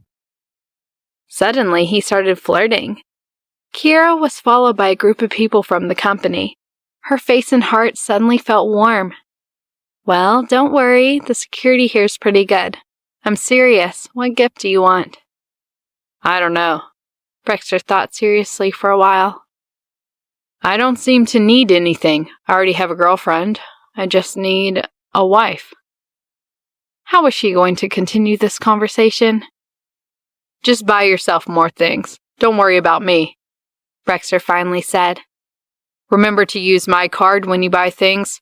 Otherwise, my existence would be meaningless." After hanging up the phone, Kira's heart was filled with sweetness. It felt good to have a boyfriend on a business trip, and it felt good to have her boyfriend's card. Although the other party might not have as much money as she did, it was the thought that mattered. After arriving at the hotel, Richard and his men immediately had a video conference with Aaron, who said, "We can't eat such a big piece of cake in one go. We can let Xavier have a share, but we can't lose out. During the meeting, we need to understand the IT system, the logistics system, and the financial system." Kira listened to him casually. This wasn't important to her as a lawyer. In the evening, she had dinner with the B2C director. Other investors who were involved in this collaboration were also present. On Splingo's side, Richard, Kira, and Mason were the representatives. After entering the private chamber, Kira recognized Xavier, who was sitting next to the president, at a glance. It was not that she had never seen him on the news before, But after close contact, Xavier's black suit made him look tall and big. He was wearing a silver cuff on his exquisite wrist and a low-key, yet luxurious watch.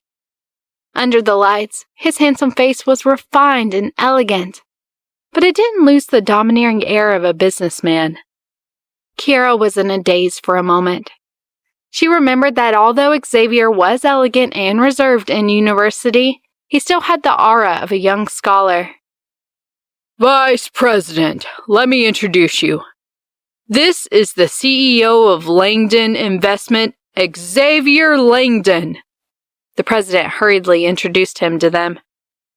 "This is the Vice President, Richard, of Splingo." "Hello." Xavier reached out to shake Richard's hand and then said with a smile, "I thought I would be able to meet Mr. Bennett this time. I haven't seen him in a long time." Richard forced himself to lie. "Mr. Bennett is very busy.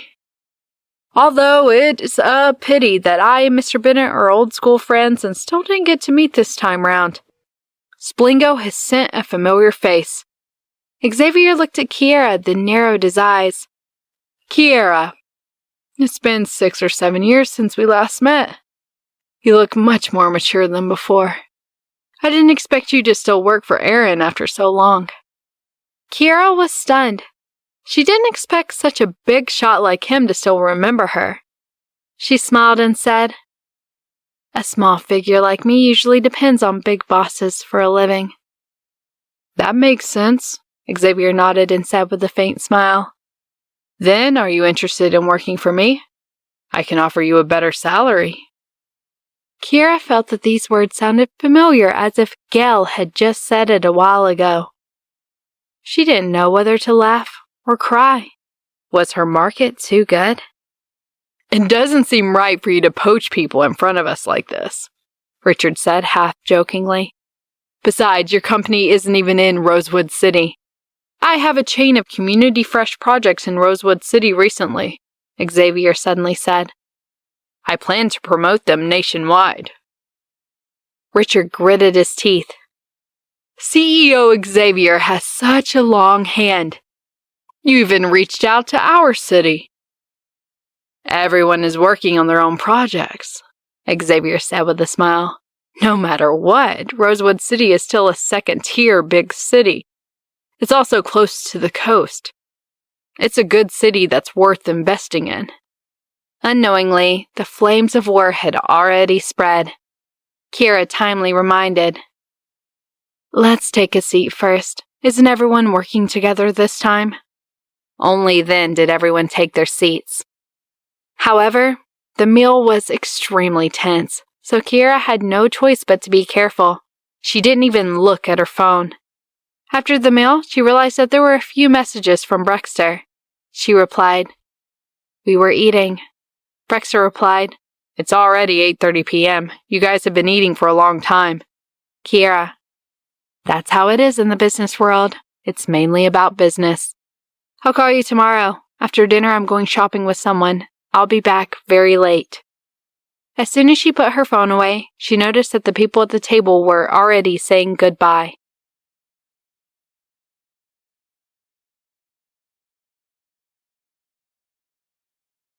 Kiera walked over and shook hands with Xavier. He handed her a business card and said, "Give me your business card." His tone was so dominating, just like Aaron's. Kiera couldn't help but take out her own business card and hand it to him. "Not bad. You're starting your own law firm now?" Xavier said with a playful look in his eyes. "Junior, do you have the time to have a meal together in Hong Kong any of these days?" Kiera was hesitating whether she should establish a good relationship with him, when Richard walked over and mentioned lazily, "Don't eye her. She has a boyfriend now." "Oh." Xavier turned his business card around. "That's not bad. You're not married yet. It means that I still have a chance." Richard rolled his eyes. "CEO Langdon, can you have some integrity?" "Do capitalists have integrity?" Xavier asked back. Kiera rubbed her forehead and smiled. "Sir, don't joke around. How can an outstanding person like you be afraid of not having a woman around?" I need women, especially capable women, Xavier said with a low laugh. Junior, you're just a lawyer, not an investor. You don't have to draw a clear line between you and me. To be honest, Aaron and I aren't enemies. We're both businessmen. The most important thing for a businessman is to have connections. It's fate that we met. After saying that, he put one hand in his pocket and left gracefully. Richard asked Kiera in surprise, "Did you have a good relationship with him when you were studying?" "I don't think so," Kiera thought for a while and said, "But I can understand. After graduation, everyone went their separate ways and didn't meet each other much. It's quite emotional to meet him." "I don't object to working with him. After all, he's right. We're all businessmen. It's foolish not to earn money," Richard said. "I'm your friend. I definitely hope that you earn more, but make sure that he doesn't have other motives." After he finished, he glanced at her body. Kiera had goosebumps from his stare. "Watch your eyes. He's a man after all." Richard put on a fake smile. At this moment, the general manager of the Wind Control Department, Kent, walked over and put her arm around Kiera's shoulder. "We've just discussed it and decided to go to the bar tonight. We'll go shopping tomorrow." "What's so fun about a bar? It's so noisy," Kiera sighed. "Then can I choose not to go?" "No, it's crowded and lively," Kent said with a smile. "It's fine if Richard is afraid of his wife and won't go, but as an unmarried person, why are you hiding? Let me tell you, once you're married, it'll be difficult for you to leave the house. Husbands are very strict. Don't worry, it's all familiar faces. Just relax a little. It's just the bar downstairs. The drinks here are good." Kiera couldn't persuade these people at all, so she could only follow them downstairs to the bar. However, the atmosphere of the bar here was good. Many people from different countries were playing jazz music, and the air was filled with laughter and the aroma of delicious food. Everyone was chatting quite happily. Kiera finished the martini in her hand and she walked to the bar counter with an empty glass. "Give me another Irish martini."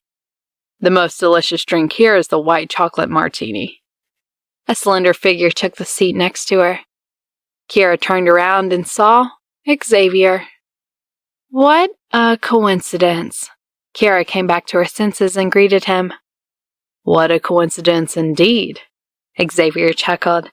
He took out a cigarette from the cigarette box and asked, "Do you mind?" "Go ahead." Kiera was a little unsure. What did Xavier mean by this? He had been at odds with Aaron since he was a student, and they had been fighting all the way until they entered the market. Was he trying to poach her to anger Aaron? However, she wasn't that attractive to him. "Sir," she said hesitantly, "if you want to make Mr. Bennett unhappy, I think it'll be more effective for you to poach Richard." Xavier burst into laughter. "Kiera, why are you still the same as before?" After saying that, he turned to the bartender and offered her a glass of white chocolate martini. "I don't think I agreed with your suggestion," Kiera smiled and said. "Also, what happened to me in the past? I used to be quite good." "You used to be good, but I only focused on Aaron." Xavier lowered his head and lit up a cigarette, then took a light puff. "After graduation, you returned to work, so we worked well together. I was quite surprised when I heard that he got married and the bride wasn't you. You've been liking him for so many years, but in the end, someone else got him." Kiera felt awkward. Was it obvious that she liked Aaron while she was still in school? Even Xavier knew about it.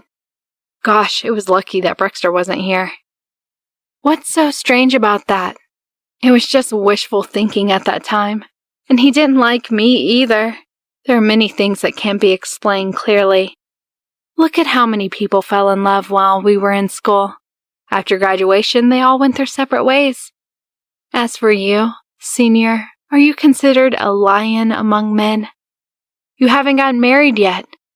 By the way, do you have a girlfriend?" "No. You want to introduce me to someone?" Xavier asked with interest. Kira chuckled. You have such a high status. Who can I introduce to be worthy of you? I know. Xavier's meaningful gaze landed on her. You. Kira was so scared that her body trembled. She widened her eyes and looked at him. Don't joke around. I was right when I said you're the same. Xavier shook his head. You're just slow-witted. Kira thought for a while and said, I don't think I'm slow-witted.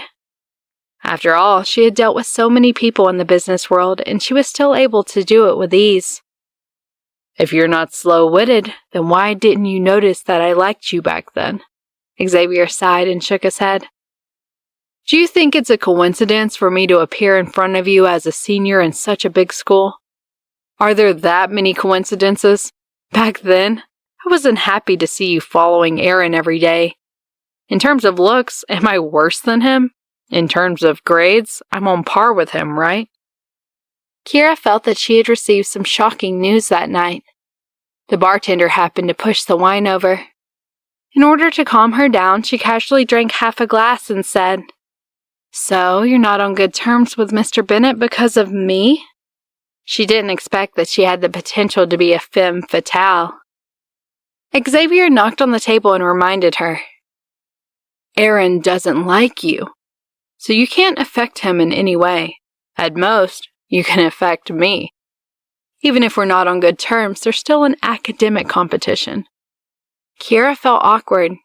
Well, I have a boyfriend now. We're good. The man you like must be quite charming. Xavier stared into her eyes and said, Do I still have a chance? Those eyes were too charming and his voice was too intoxicated. Kira thought that if she hadn't met Brexter, she would have seriously considered it. But now? I don't think so, she said apologetically. Xavier nodded. You're not young anymore.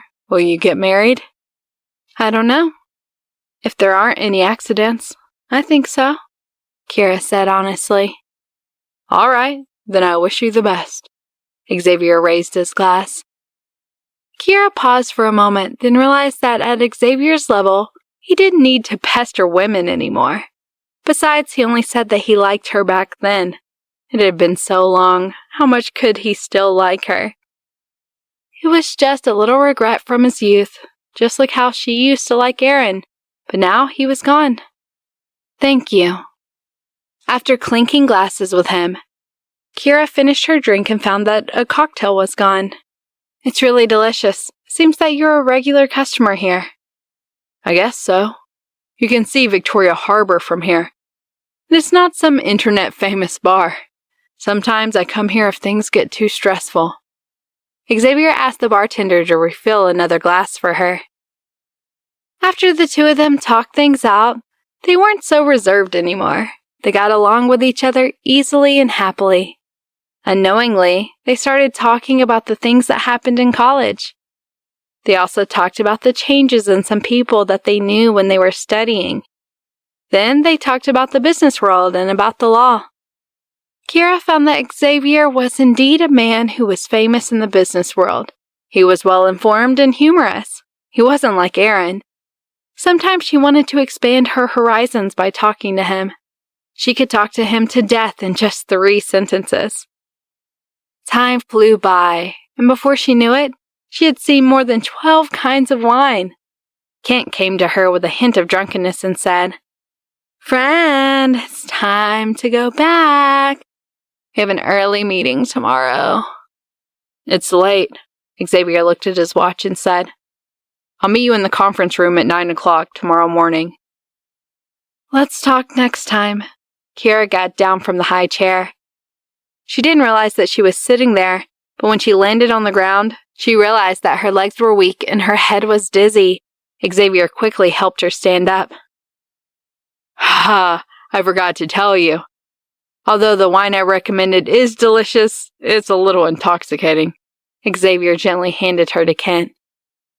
Oh, why didn't you say so earlier? Kira glared at him before returning to the hotel shoulder to shoulder with Kent and the 2 other female drunkards. The general manager, Mason, looked at them worriedly. Hey, are the two of you really okay? Don't fall to your deaths together. I still need the two of you at the meeting tomorrow. Fuck off, Jinx. Kent turned around and kicked him. I can even drink 10 more bottles of beer.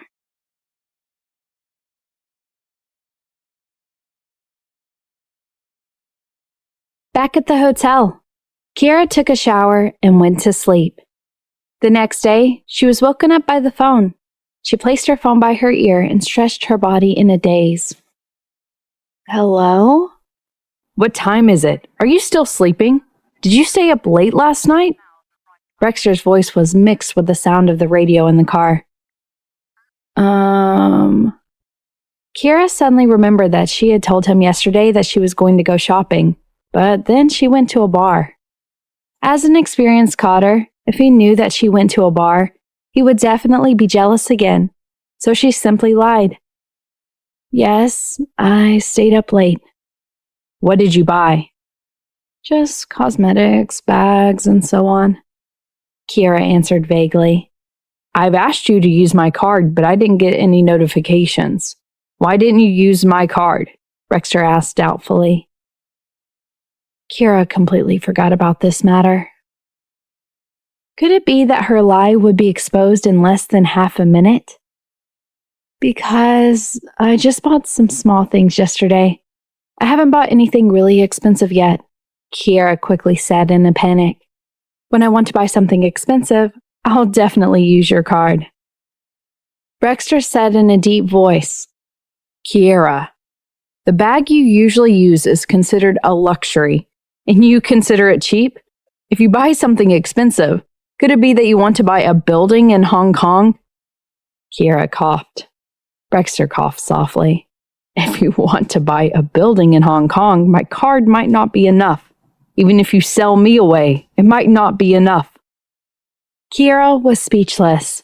After racking her brain for a long time, she finally said, I didn't buy such an expensive bag last night. I bought it at a special price. Were your bags ever so cheap? Brexter suddenly lowered his voice. Kiera, are you starting to save money after getting together with me? Don't let your imagination run wild. I think that bag looks pretty good. Kiera laminated silently in her heart. She really regretted it. If she could do it all over again, she wouldn't have lied. So what if she went to a bar? If he nagged at her, then so be it. The atmosphere was quiet for a while before Brexter smiled. Kiera, I was joking. But it seems like this joke is a little lame. Of course, I know that you can't buy a property in Hong Kong. The price of the property is so high, it's impossible for you to invest there. This joke was especially lame. Kiera buried her face into the pillow and said gloomily, Next time, don't joke around. Thank you, but don't worry. I'm not a spendthrift person. I know that it's not easy for you to earn money. I won't spend it recklessly. Kiera, I didn't mean that, Brexter explained, stunned. Anyway, I gave you the card so you can spend it however you want.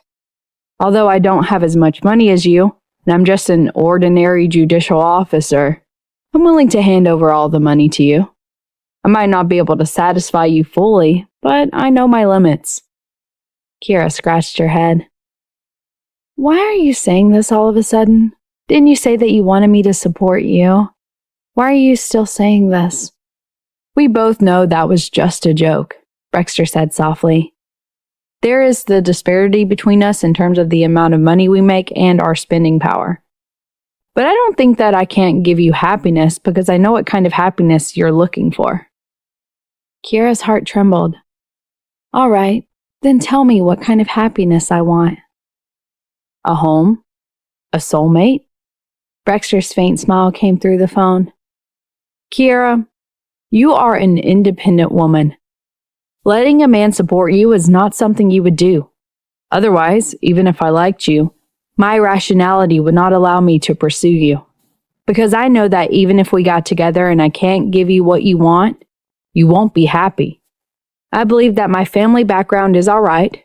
I have an interesting soul, and my knowledge for the law is comprehensive. which is perfect for you. Kiera burst out laughing. Who cares if you have an interesting soul? Besides, is it a good thing that you have comprehensive knowledge of the law? If I find someone who is clueless about the law, should we get divorced, I can let him leave without getting any assets.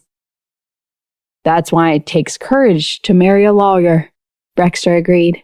If I don't enter hell, who will go to hell? Wait for me to come back and teach you a lesson. Kiera gritted her teeth. I've only been away for a day, and you're already itching for a lesson. Hurry up and come back and teach me a lesson. Brexter's voice was filled with a gentle smile. I've been itching for you to teach me a lesson. So seductive in the early morning? Kiera felt sweet and helpless. All right, I know you miss me. Just bear with it for now. After all, I'm also the boss of a big law firm. I have a lot of work to do every day. Okay. I'm not going to talk nonsense with you anymore. I'm going to get up. I have a meeting later and haven't had breakfast yet. Kiera hung up the phone with him. Just as she was about to freshen up, the doorbell outside rang. Kiera opened the door and Richard stood outside. I've been calling you, but I can't reach you. It's time to get up and have breakfast, big sister. Who are you to call me big sister? Kiera stuck her head out and looked around the door. What are you doing? Richard was baffled. Of course, I'm checking to see if there are any reporters, Kiera said snappily. Ever since you started dating Jennifer, many media outlets have been waiting for both of you to divorce. Especially you. Whenever you get close to a certain woman, it'll be all over the news that Jennifer's husband cheats on her with some woman. I don't want to get involved in your scandal. Richard's delicate face darkened. The media nowadays have no moral bottom line. They simply don't understand how much I love Jen. Speaking of which, I heard that you drank quite a bit with Xavier last night. You're not going to cheat, are you? What nonsense are you talking about? Kiera was speechless. We're fine. Xavier and I are schoolmates after all. He's my senior, so it's quite normal to have a chat. Actually, I think it would be quite good if you could have met Xavier earlier, Richard suddenly sighed. Who knows? There might be some sparks between the two of you. The two of you are quite compatible, right? A strong woman and a strong man. To be honest, to be Xavier's wife, you have to have a certain caliber. Enough. I am someone with a boyfriend. Kiera was annoyed. Besides, Mr. Bennett and he are sworn enemies. Aren't you Mr. Bennett's man? Richard chuckled. You can't question his character just because he's Aaron's sworn enemy. Aaron's personality is compatible with a few people. So I said you should have met sooner. It's too late now. Kiera waved her hand in disdain. Great, CEO Richard. Go to the restaurant. Don't delay me from changing. I don't want to chat with you early in the morning. She really couldn't stand it. Both her bosses were chatterboxes. All right, but if Xavier wants to work with you, I think you can accept the offer, Richard suddenly said as he turned around. Actually, it has nothing to do with Splingo. It's not a bad thing to earn money. Kiera was slightly startled, and a warm feeling flashed through her heart. She said, Thank you. Actually, you're a pretty good boss. Had I not known that you like to collect women's magazines and watch action movies in the office, and thought that you had a perverted side hidden deep in your heart, maybe I would have fallen for you back then. Richard staggered as he left. He turned around and glared at Kiera. Shut up. I meant what I said. Kiera blinked. I was touched and I spoke my mind. Get lost. Richard left in a huff. After a long meeting, Splingo officially signed the B2C project on the 4th day. The people who were with him were finally free to shop as much as they wanted. Kiera picked out a watch for Brexter. After returning to the hotel, she received a call from Xavier.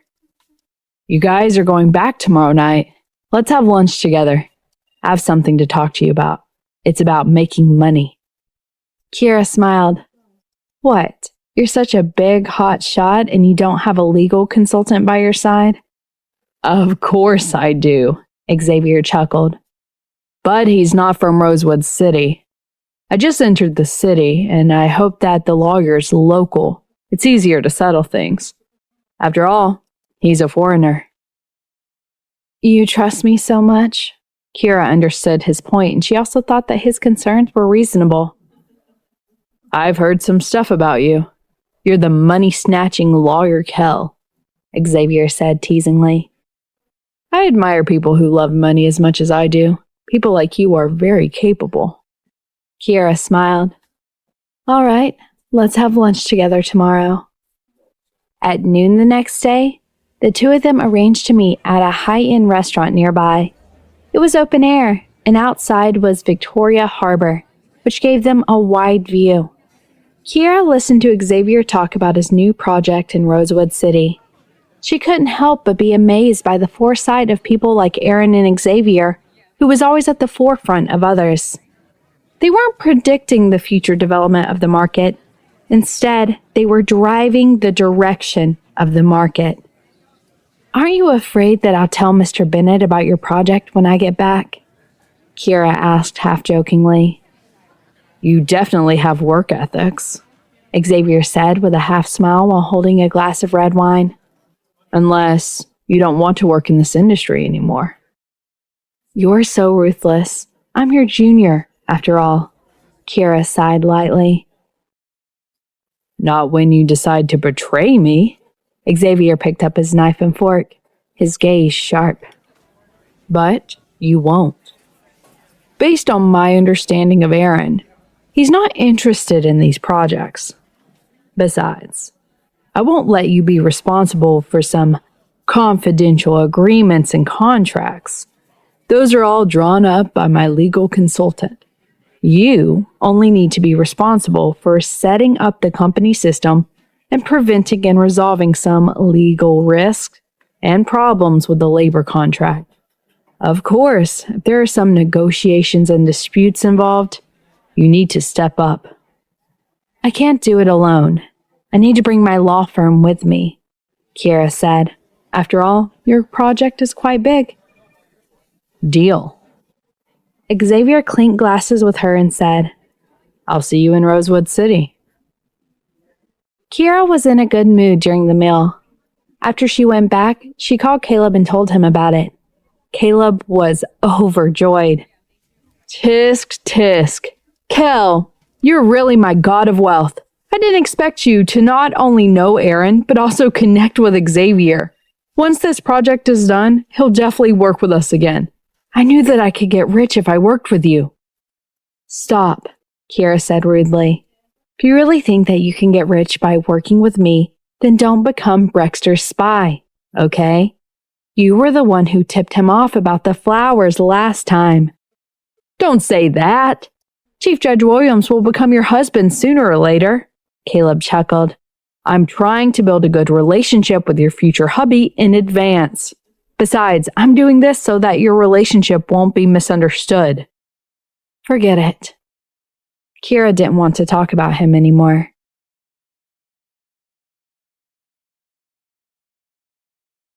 In the afternoon, the group took a plane back to Rosewood City. Before boarding the plane, Kira and Brexter had a phone call. In the court, Brexter was preparing for a trial. When he received the call, he was helpless. Kira, I'm sorry, I can't come to pick you up. Sometimes, as a judge, he was really helpless. Unlike other public servants who could leave after taking a leave of absence, he basically had an open court session every day, so he couldn't take a leave of absence. It doesn't matter. In the afternoon, you can just leave work on time and cook the dishes that I like to eat, Kira said with a smile. I'm tired of eating the delicacies in Hong Kong every day. I kind of miss your simple meals. So all I make is simple food? Brexter asked, feigning displeasure. Yes, that's right. But I can't get enough of your simple meals, right? Kira changed the topic and Brexter smiled. Be good. Come back soon. I'll go buy you some food, Brexter said after hanging up the phone. He looked at the time and calculated that he had to get off work on time today. At 5:30 p.m., Brexter finished writing the verdict and took his coat to get off work. Just as he got up, Sandro, who was sitting opposite him, also stood up slowly with a strange expression on his face. Chief Judge, you got off work so early today. Is Lawyer Kell coming back? Yes, Brexter replied coldly. There was still a hint of joy in his eyes. He seemed to be in a good mood. I'll go to the supermarket to buy some vegetables. I'll leave the rest to you. Oh, then you should hurry up, Sandro said hesitantly. Brexter thought that he didn't understand something, but he didn't ask. As his assistant, he would have to take charge one day. There were some things that he had to rely on himself for. Brexter hurried to the parking lot. It was drizzling today, and the female colleagues didn't seem to have any umbrellas with them. They stood at the door and started talking. Hey, this person is Chief Judge Williams' girlfriend, right? That's right, it's her. I suddenly feel a little sorry for our Chief Judge.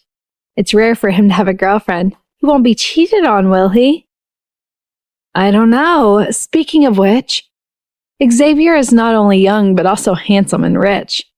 It's said that he's the only young talent who can compete with Splingo. Look at where they're going. You can tell at a glance that the place is not cheap. That's right. Although Chief Judge Williams' background is quite good for us, compared to the people in the financial world. To be frank, even though Lawyer Kell is also in the legal industry as us, I heard that she earns quite a lot. What are you guys talking about? Brexter's voice suddenly appeared behind the female colleagues. Everyone turned around and was shocked. One of the female colleagues' phones slipped out of her hand in shock. Brexter caught it in midair and saw a piece of entertainment news that was still on. In the photo, Kiera and a pretty young man were eating and drinking red wine in a restaurant. In the other photo, they were in a colorful bar. She lowered her head. One of the man's hands was on her shoulder, and she grabbed his arm with one hand. Her entire body seemed to be leaning on his shoulder, looking very intimate. The headline of the news was, Langdon Group CEO meeting his mysterious girlfriend in Hong Kong at night. Chief Judge Williams? The female colleague looked at his sharp and cold face with trepidation. There was clearly no change in his expression, but why did she feel a chill in the air? My girlfriend is casually chatting with another man about work, and you guys are already talking about her like this? Brexter said as he stood up and returned her phone calmly. As a lawyer, you don't look at the evidence and you believe in these ambiguous photos? Don't you guys have the ability to distinguish right from wrong? I'm sorry, a younger female colleague apologized. Her face was red. You're right. Be careful next time, Brexter said blandly. He opened his umbrella and strode into the rain. After getting into the car, Brexter closed the door and watched the rain fall on the windshield for a while. Then he took out his phone and searched for the name of the CEO of Langdon Group on the internet. Xavier, 32 years old. He graduated from a famous university that ranked 50th in the world. He was single, and both Aaron and him had been ranked in the top 20 of Forbes' rich list for 3 years in a row. They were known as the youngest and most handsome talents in the financial world. Brexter sighed and looked away, but soon his eyes widened. Standing outside his car was the one woman he'd never expected to see. Tasha stood there looking exactly how she looked the last time he saw her. For Tasha, he was still as attractive as before, just like the first time she saw him, the moment she fell in love at first sight. But he already had a girlfriend, which was normal. After all, he wasn't someone who didn't want to get married. But it was rare for someone like him to have a woman enter his heart. Before she could say anything, the car took off. Brexter stood at the corner and stared at the fresh beef inside, His mood was indescribably annoyed. He was originally in a good mood, but now he was in a terrible state. His mind was filled with thoughts about Kiera and Xavier, and he was also thinking about how he met Tasha. He no longer had any feelings for this woman, but his self-esteem was still hurt. His mind was elsewhere, and the woman selling meat across from him handed him a large wrapped steak. He was stunned. Why are you giving me this? The woman was also stunned.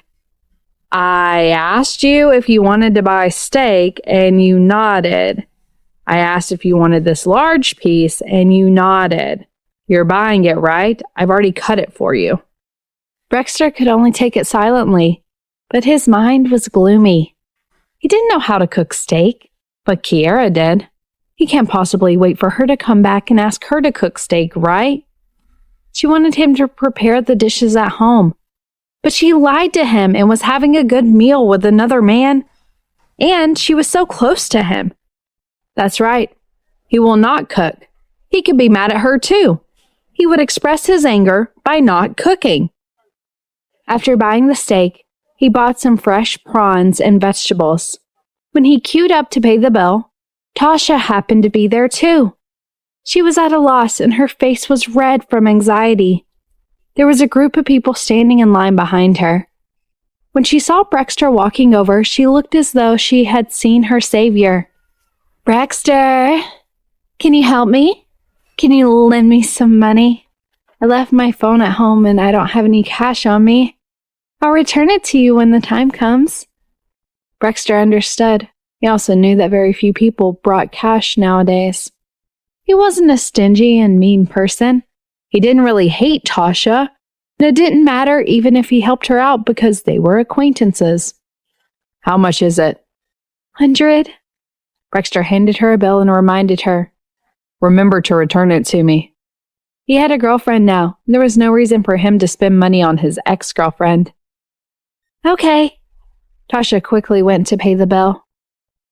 After paying, Brexter saw that Tasha was standing outside.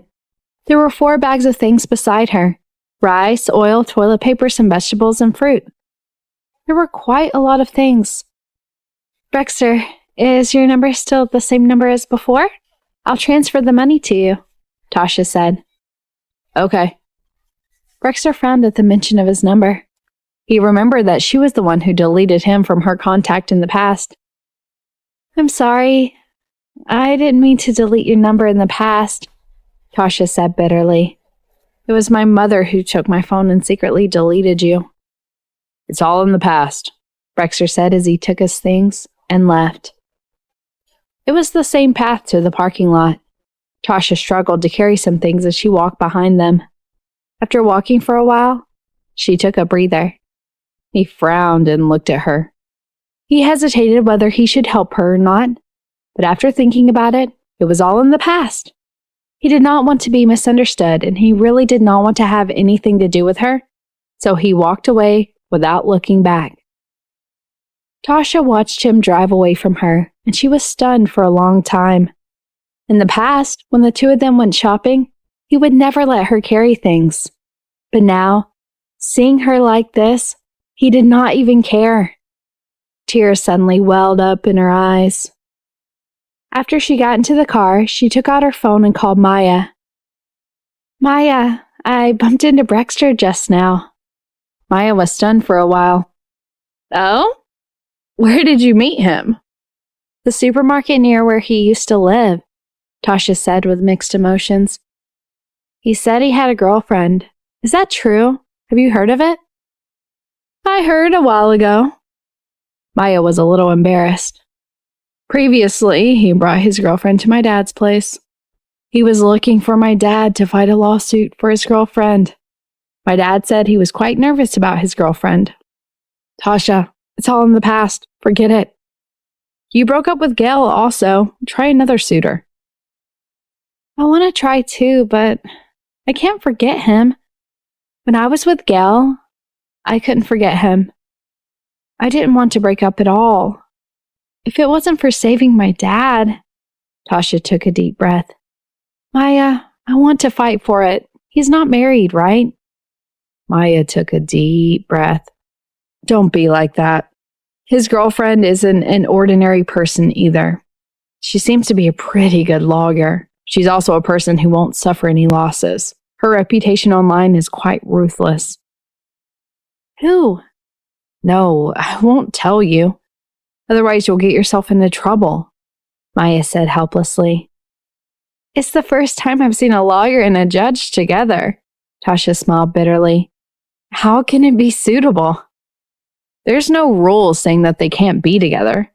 At most, they'll have different courts in the future. They should avoid each other when they take cases. Then, if they become husband and wife, they should avoid this and that? They can't tell each other when they're under pressure at work? What's the point? They're not suitable at all, Tasha said firmly.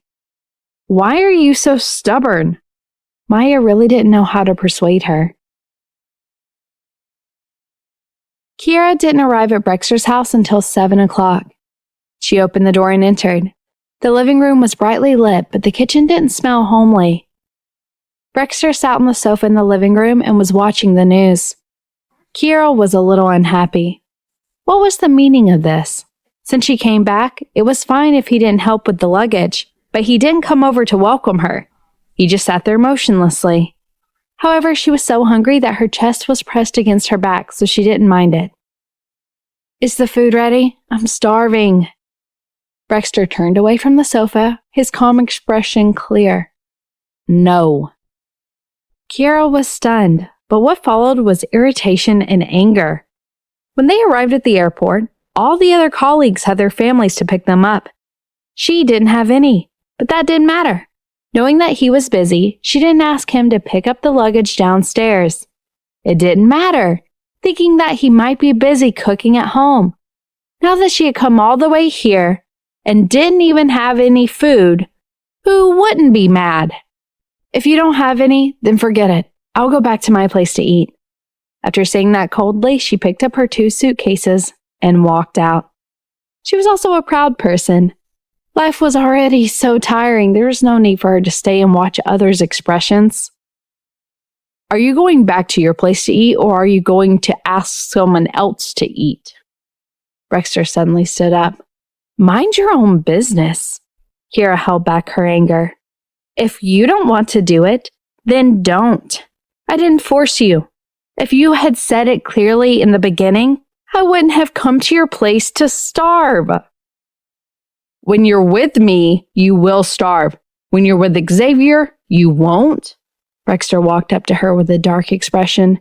You lied to me that you were going shopping, but in reality, you were drinking and eating with Xavier in a bar, right? Kiera raised her head in shock to look at his gloomy expression. She felt a little guilty that she was exposed, just like that. But how did he know? Who was the informant? How did you know? Kiera quickly calmed down. She had to lie to him, but she hadn't done anything wrong to him. She was very open-minded. I'm not the only one who knows. Many people know. Brexter's handsome face was undisguised, revealing a gloomy expression. You guys are already on the news. Must be interesting to eat while enjoying the victorious scenery. Isn't it more interesting than eating at home with me? Kiera blinked, her scalp tingling. She took out her phone from her bag and Brexter handed it to her. Don't look for the news. I have it here. He had been reading this since he got home, and now he had memorized the entire news. I hope you can give me a reasonable explanation. Kiera looked at him for a while before returning the phone to him. Brexter, this is not how criminals are interrogated, and I am not your prisoner. Then you can defend yourself. Brexter's thin lips were pursed in annoyance. Did you have a good time eating and drinking with Xavier? Why were you laughing so much? Do you think I would cry with my client? Kiera asked calmly. He and I weren't the only ones going to the bar. There were also other colleagues in the company. It was also suggested by my colleagues to come to the bar. It was just a coincidence that I bumped into him because he was one of the shareholders of the B2C project. Everyone was staying in the same hotel, so it was normal to bump into him in the bar. Moreover, he happened to be my senior from school. At that time, we were still quite familiar with each other. After bumping into each other, we reminisced about old times. In this photo, he held on to me because I was drunk. He conveniently held on to me, and just like that, I was photographed.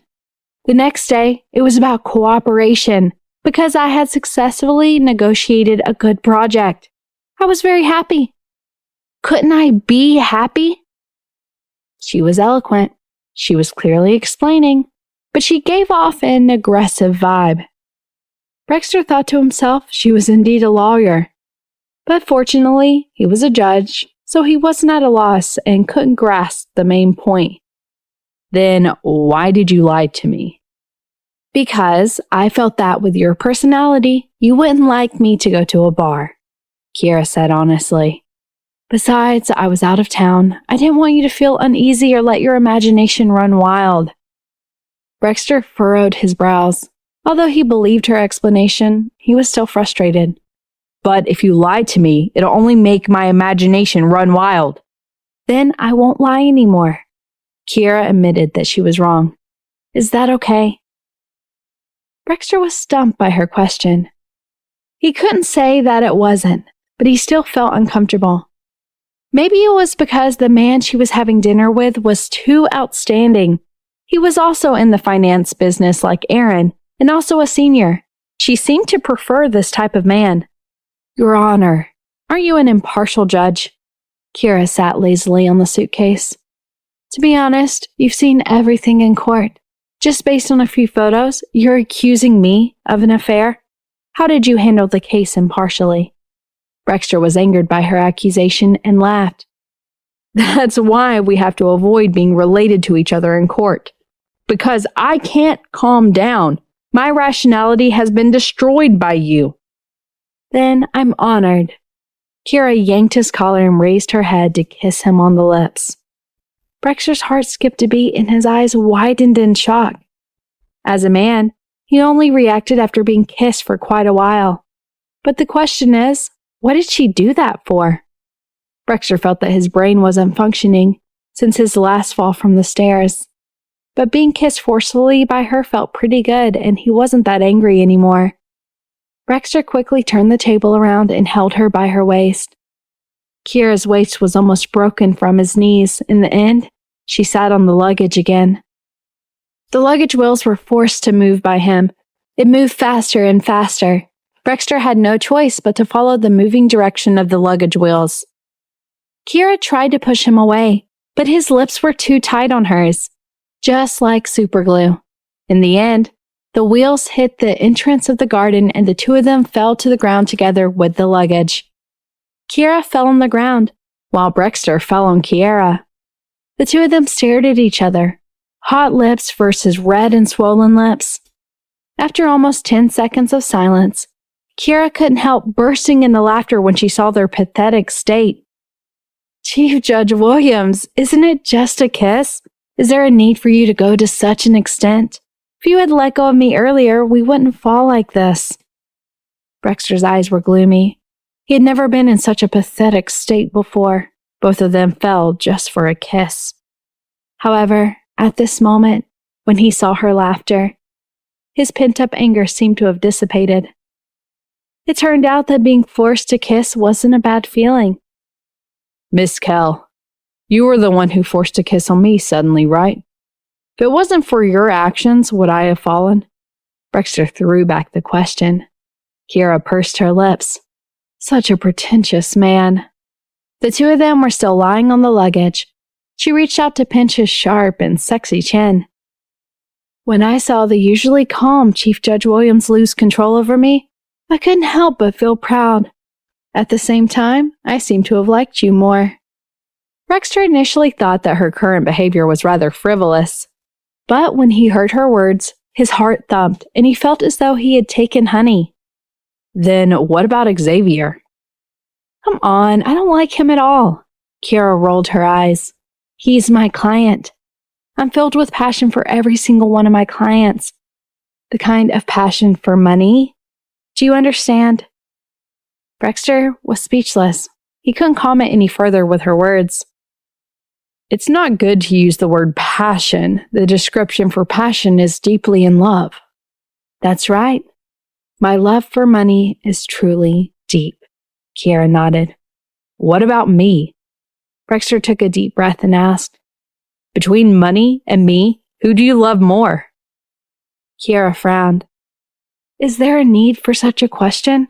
If I loved money more, I wouldn't have chosen you. I would choose to sleep with money. In my job, I always know where my bottom line is. I wouldn't sell my body for a penny. Don't you understand me? I understand. Brexter reached out and pulled her into his arms. But didn't I have a concussion a while ago? I fell and broke my head. Kiera was speechless. She pushed him away with a smile. If your brain is broken, why would I want you? Kiera? Brexter gritted his teeth. Can't she just please him a bit more? Men also needed to be coaxed. My colleagues in the department were discussing, from the women's point of view, Xavier is handsome, capable, rich, and well-educated. He's also your senior. From my point of view, he's in the finance business and has the same status as Aaron. You've had a crush on Aaron before, so logically speaking, it's very likely that you'll like him too. Kiera blinked and nodded after a while. That makes sense. I suddenly feel that Xavier and Mr. Bennet are indeed quite alike. Furthermore, Xavier isn't as mean, venomous, and narcissistic as Mr. Bennet. He is simply a good man without any flaws. Shut up! Brexter couldn't take it anymore and bit her lips with a vengeance. She hit him like she was in pain. Brexter grunted and looked angry. I'm just joking. Kiera hugged his neck. There's no logic to love, so your logically speaking doesn't make sense. Just like you, how annoying you were when we first met. You're incomprehensible, not romantic, narrow-minded, and stingy. But didn't I fall in love with you? In this world, it's not about who's perfect, who's rich, and who's better educated that would get the others to like you. I just like you. Your attitude towards the law, your attitude towards life, your cold exterior, but your gentle and kind heart. Kiera's gentle voice was sultry and bewitching. It made Brexter's originally cold face flush all the way to his ears. I don't have a gentle and kind heart, he said with mixed feelings. He was used to others calling him cold-blooded and heartless, and this was the first time he was being praised as kind. He felt strange and wasn't used to it. I'm telling the truth, Kiera said seriously. Although I scolded you in the past, that was because I didn't understand you. The last time in court, you risked your life to save others. You said you were afraid of being implicated, but I knew that in your heart, you sympathized with Gilbert for losing his son, even if you fell. You didn't think of pursuing them. You were cautious and serious about the law, but you didn't want to hurt the people in court due to your subjective views and emotions. If you do everything according to your heart, then as a judge, it would be easy for a lawyer or prosecutor to sway your emotions, which would be unfair to both the client and the defendant. To put it bluntly, you are kind-hearted. It's just that others don't understand you. Kiera! Brexter's gaze was fixed on her. His frozen heart that had always been shown to others seemed to be torn apart by her easily, revealing the bright red heart inside. No one had ever said anything about him as she did before, not even his parents and the people closest to him. His parents had even pointed at his nose and scolded him for being cold-blooded and heartless. However, those who understood him were those who stood in opposition to him in court. Stop it. I understand you. Kiera covered his lips. Brexter stared at her deeply for a while, then gently removed her hand and forcefully, with a hint of madness, pressed against her lips.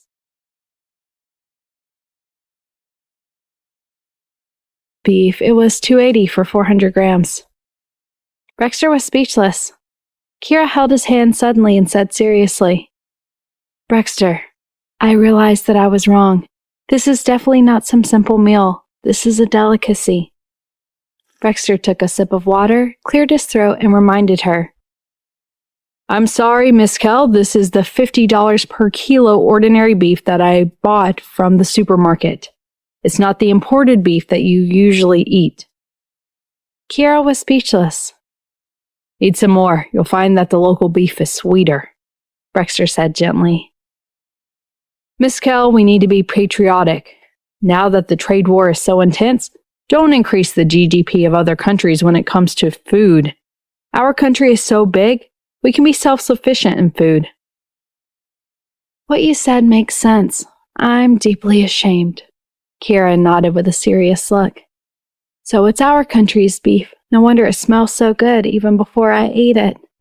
It smells good because I'm a good cook, Brexter reminded her kindly. Kiera raised her eyebrows and looked at him. Not long after, they laughed at the same time. All the unhappiness from before had completely gone with the wind. After dinner, Kiera went to take a shower. She had been on the road in the afternoon and was worn out. All she wanted to do now was to change into her pajamas and lie down comfortably. Brexter helped her unpack her luggage. She had bought quite a lot of things in Hong Kong this time. There were a few bags, cosmetics, a few necklaces, a few men's wallets, neckties, and a pair of chopered watches for couples. Kiera came out of the shower in the bedroom. Brexter had already placed a few things neatly on the bedside table. The 2 couple watches, a wallet, and 3 neckties.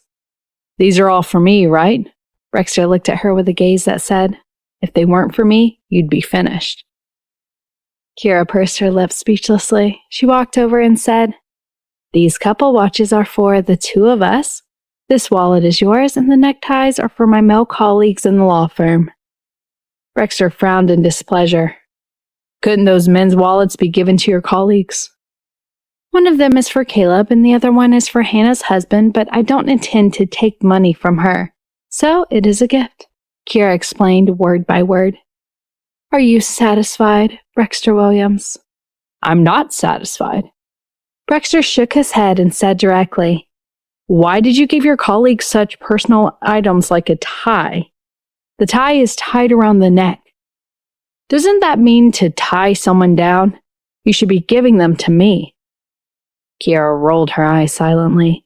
She had asked him what he wanted, and he said anything. And now when she was back, he wanted everything. You're right. I'm just tying up my colleagues, trapping them like cows, exploding them, squeeze them dry, and they have no complaints until I used up all their remaining value. This is the ultimate mystery of the ties. Brexter was speechless. He was completely convinced by her explanation. From now on, don't give me a tie. I don't want to be your livestock. Her ultimate mystery was too terrifying. So, I'll give you a watch. Kiera smiled as she took out the man's watch and put it on him. I'll make every second of your life belong to me. Brexter's breathing stopped for a while as he stared at the new watch on his wrist. It was his first time realizing that the meaning behind gifting a watch could be so profound. He took a deep breath to calm himself. Kiera, I can't belong to you every second. Half of my time belongs to the court. Kiera sighed helplessly. Sometimes his words were sweet, but at times he was such a spoilsport. Judge Williams, don't you know that sometimes you shouldn't be so direct with your words? Kiera couldn't help reminding him.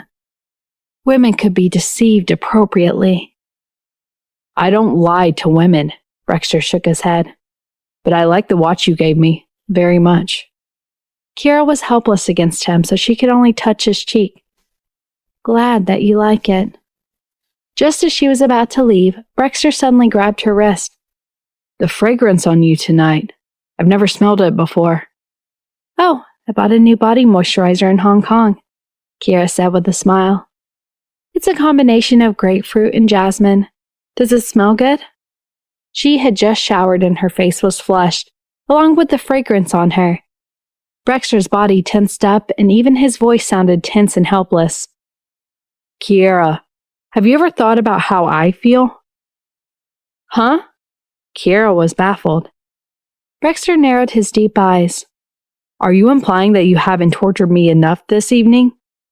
Kiera was speechless. Her cheeks were burning as she thought about it. Does this body moisturizer smell that good? What do you think? Brexter's gaze was like that of a wolf. Not only is it good, but it's so good that I want to keep you in my arms forever. Kiera blushed. I didn't mean anything. It's winter now, and I only applied it as my skin is too dry. Brexter grumbled. Don't you know how to use pharma moisturizers? They don't smell so good. They also moisturize your skin. No, even if you applied that, you would still smell good. Kiera's mouth twitched. This was the first time she had heard a man asking her to apply pharma products. I'm sorry, but those are usually used by my father's generation. Why don't you use it too? Brexter opened his mouth and fell silent. Kiera rubbed her forehead. Do you know how precious is a woman's skin, especially at my age? If it wasn't for the huge amount of money I spent on it, I wouldn't have such delicate skin. Furthermore, the fragrance emitted by a mature woman should be mysterious and alluring. Don't be so agitated.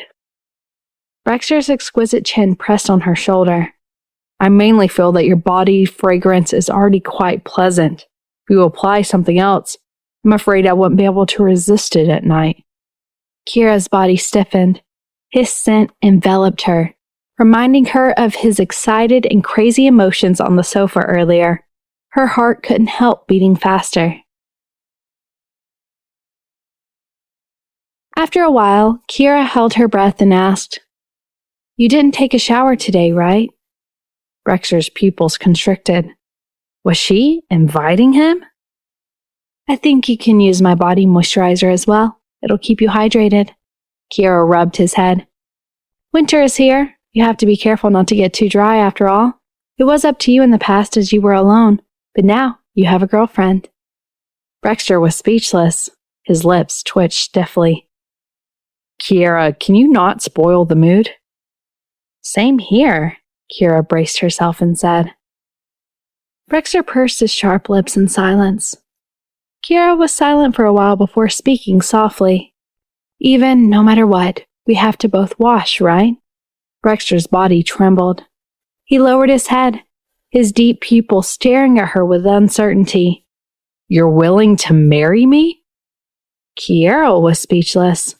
She rolled her eyes and asked, Since when did I agree to marry you? Please, when you say something like this, ask yourself if you've ever proposed. If you're willing to be with me, it should mean that you're willing to marry me, Brexter said tactfully. Enough, I didn't say anything earlier. Kiera wanted to hammer his head. Was this something a man should say? Let's wait until after we get married. Miss Kell, how can you take back what you said before the judge? Brexter's heart skipped a beat and he quickly interrupted her. Although he wasn't thinking about it all the time, since she had already hinted to him, he couldn't control his emotions now. Kiera couldn't help laughing. Is this a court? This is my home ground. I have the final say.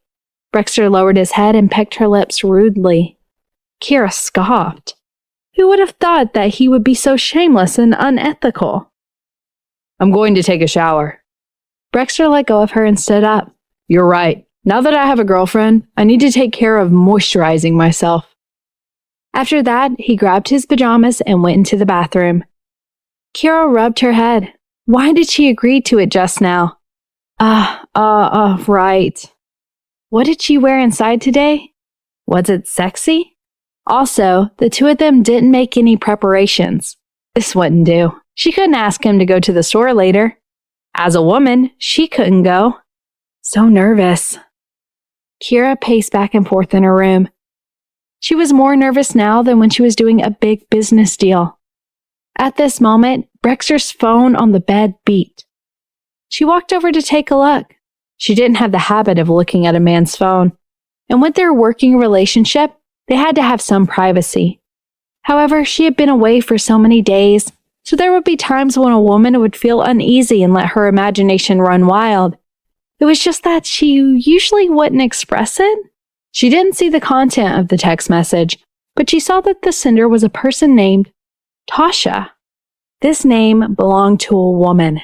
Kira picked up his phone and keyed in the password, and a text message popped up. Rex, I added you on social media. Add me. I have to return the money from the supermarket today. Kira looked at the message and concluded 3 sensitive words. Rex, supermarket, and money. As a lawyer, sometimes she was even more sensitive than the police.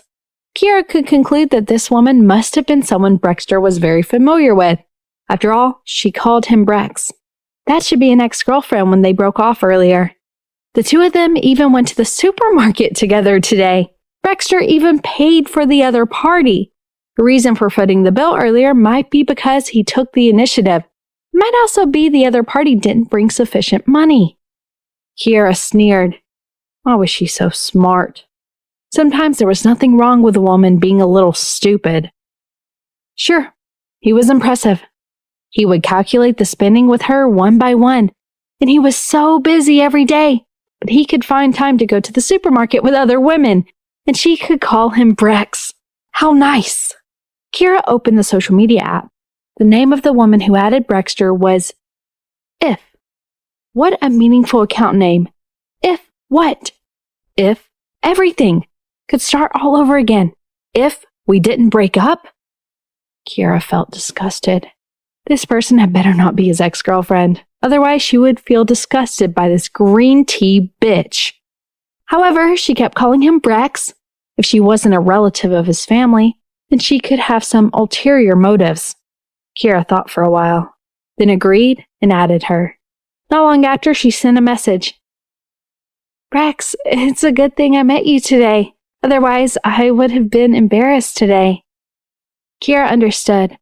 Seemed like the two of them didn't plan to go to the supermarket together. They just met there by chance. She smiled coldly and replied, I'm sorry. Brexter went to take a shower. I'm his girlfriend. After sending the message, there was no reply from the other end. The sound of water splashing in the bathroom had stopped. It seemed like Brexter was almost done with his shower. Kira switched his phone to silent mode. About 2 minutes later, Tasha replied, Sorry, I thought it was Brex. I'm a former friend of his. Kira replied, I guessed it from the way you addressed him in such intimate terms. Didn't you say you wanted to return the money? How much? Just send it over and I'll tell him. Very quickly, Tasha sent the money over. Kira was not in a hurry to receive it. Instead, she asked, Did he lend you the money today? Tasha, Yes. Kira, what about the interest? Tasha, Kira, oh, even if you're a friend, you still have to pay interest, right? Anyway, I usually charge a 10% service fee when I get someone to pay for my purchases. Since you're his former friend, I'll charge you 8%. Tasha, does Brexter know about the service fee? Kira, I'm in charge of his money. I have the final say. Tasha, 8% is just a small amount. I can give it to him. But with Brex's personality, he probably won't take it. Think you might have a misunderstanding about me. Kira, I think you're thinking too much. I just love money. I'm a person who values money above all else. Kira was so annoyed by the message. This woman was really a chatterbox. Didn't she understand the meaning of collecting interest? Just then, Brexter came out of the shower. He was initially excited and nervous, but when he saw her holding his phone, he was stunned. Kira, my phone. What are you looking at? Brexter walked over to take a look. Kira put his phone away and raised her eyebrows. I'm your girlfriend. Can I look at your phone, or were there some secrets in it? Brexter frowned and sat on the bed, explaining helplessly. I have a lot of court documents on my phone. With our working relationship, it's not suitable for us to look at each other's phones. Kira was already in a bad mood. Hearing his words was like lighting a fire. Do you think I don't even have this bit of professional ethics? Brexter opened his mouth, and finally his handsome face showed a hint of embarrassment. Kira, I'll be honest. I trust you. But trust between anyone in this world cannot be 100%. As a judge, Some documents cannot even have the probability of 0.01 error. We should put ourselves in each other's shoes. Kira was silent. She was also a little self-deprecating and amused. Yes, no one in this world could trust anyone 100%. So, I don't even have the right to look at your phone, right? Kira raised her head and asked. Sometimes women look at their partner's phone just to see if the men are flirting behind their backs. There are a lot of clues in the phone. Brexter laughed. I won't do such a thing. You should trust me. Kira chuckled. You just said that no one can trust each other 100%. Brexter was speechless. She really knew how to take revenge. Then were you looking at my social media? Did you discover anything? Brexter asked her. I did. Kira picked up his phone and tossed it to him. A woman named Tasha with a username If wanted to add you, so I chatted with her for a while. The smile on Brexter's handsome face froze. She even chatted with Tasha? What did they chat about? However, he was honest in his heart and had never done anything to let her down. As long as Tasha didn't spout nonsense, it would be fine. After thinking it through, Brexter's stiff expression gradually returned to normal. Oh, an unimportant woman. What did you talk to her about? About money, Kira said with a smile. She said that you lent her a few dollars today and I asked her to repay with interest. Brexter was speechless. What's wrong? Kira moved her face closer to him. Her beautiful face was obviously smiling, but it was filled with killing intent. Do you think I did something wrong? No. Brexter shook his head and gave her a thumbs up. You did the right thing, as expected of the woman I like. She's so good at earning money. But she seemed to be unwilling to give me the interest. Kira placed his phone into his palm. She said with your personality you wouldn't take. She seemed to know you very well. What's your relationship? Her name is in the phone book. She even calls you Brex. I didn't even call you Brex, right? Is she forcing me to call you Baby Brex? She had said so much in one breath, and even as a judge, Brexter was concerned and broke out in a cold sweat.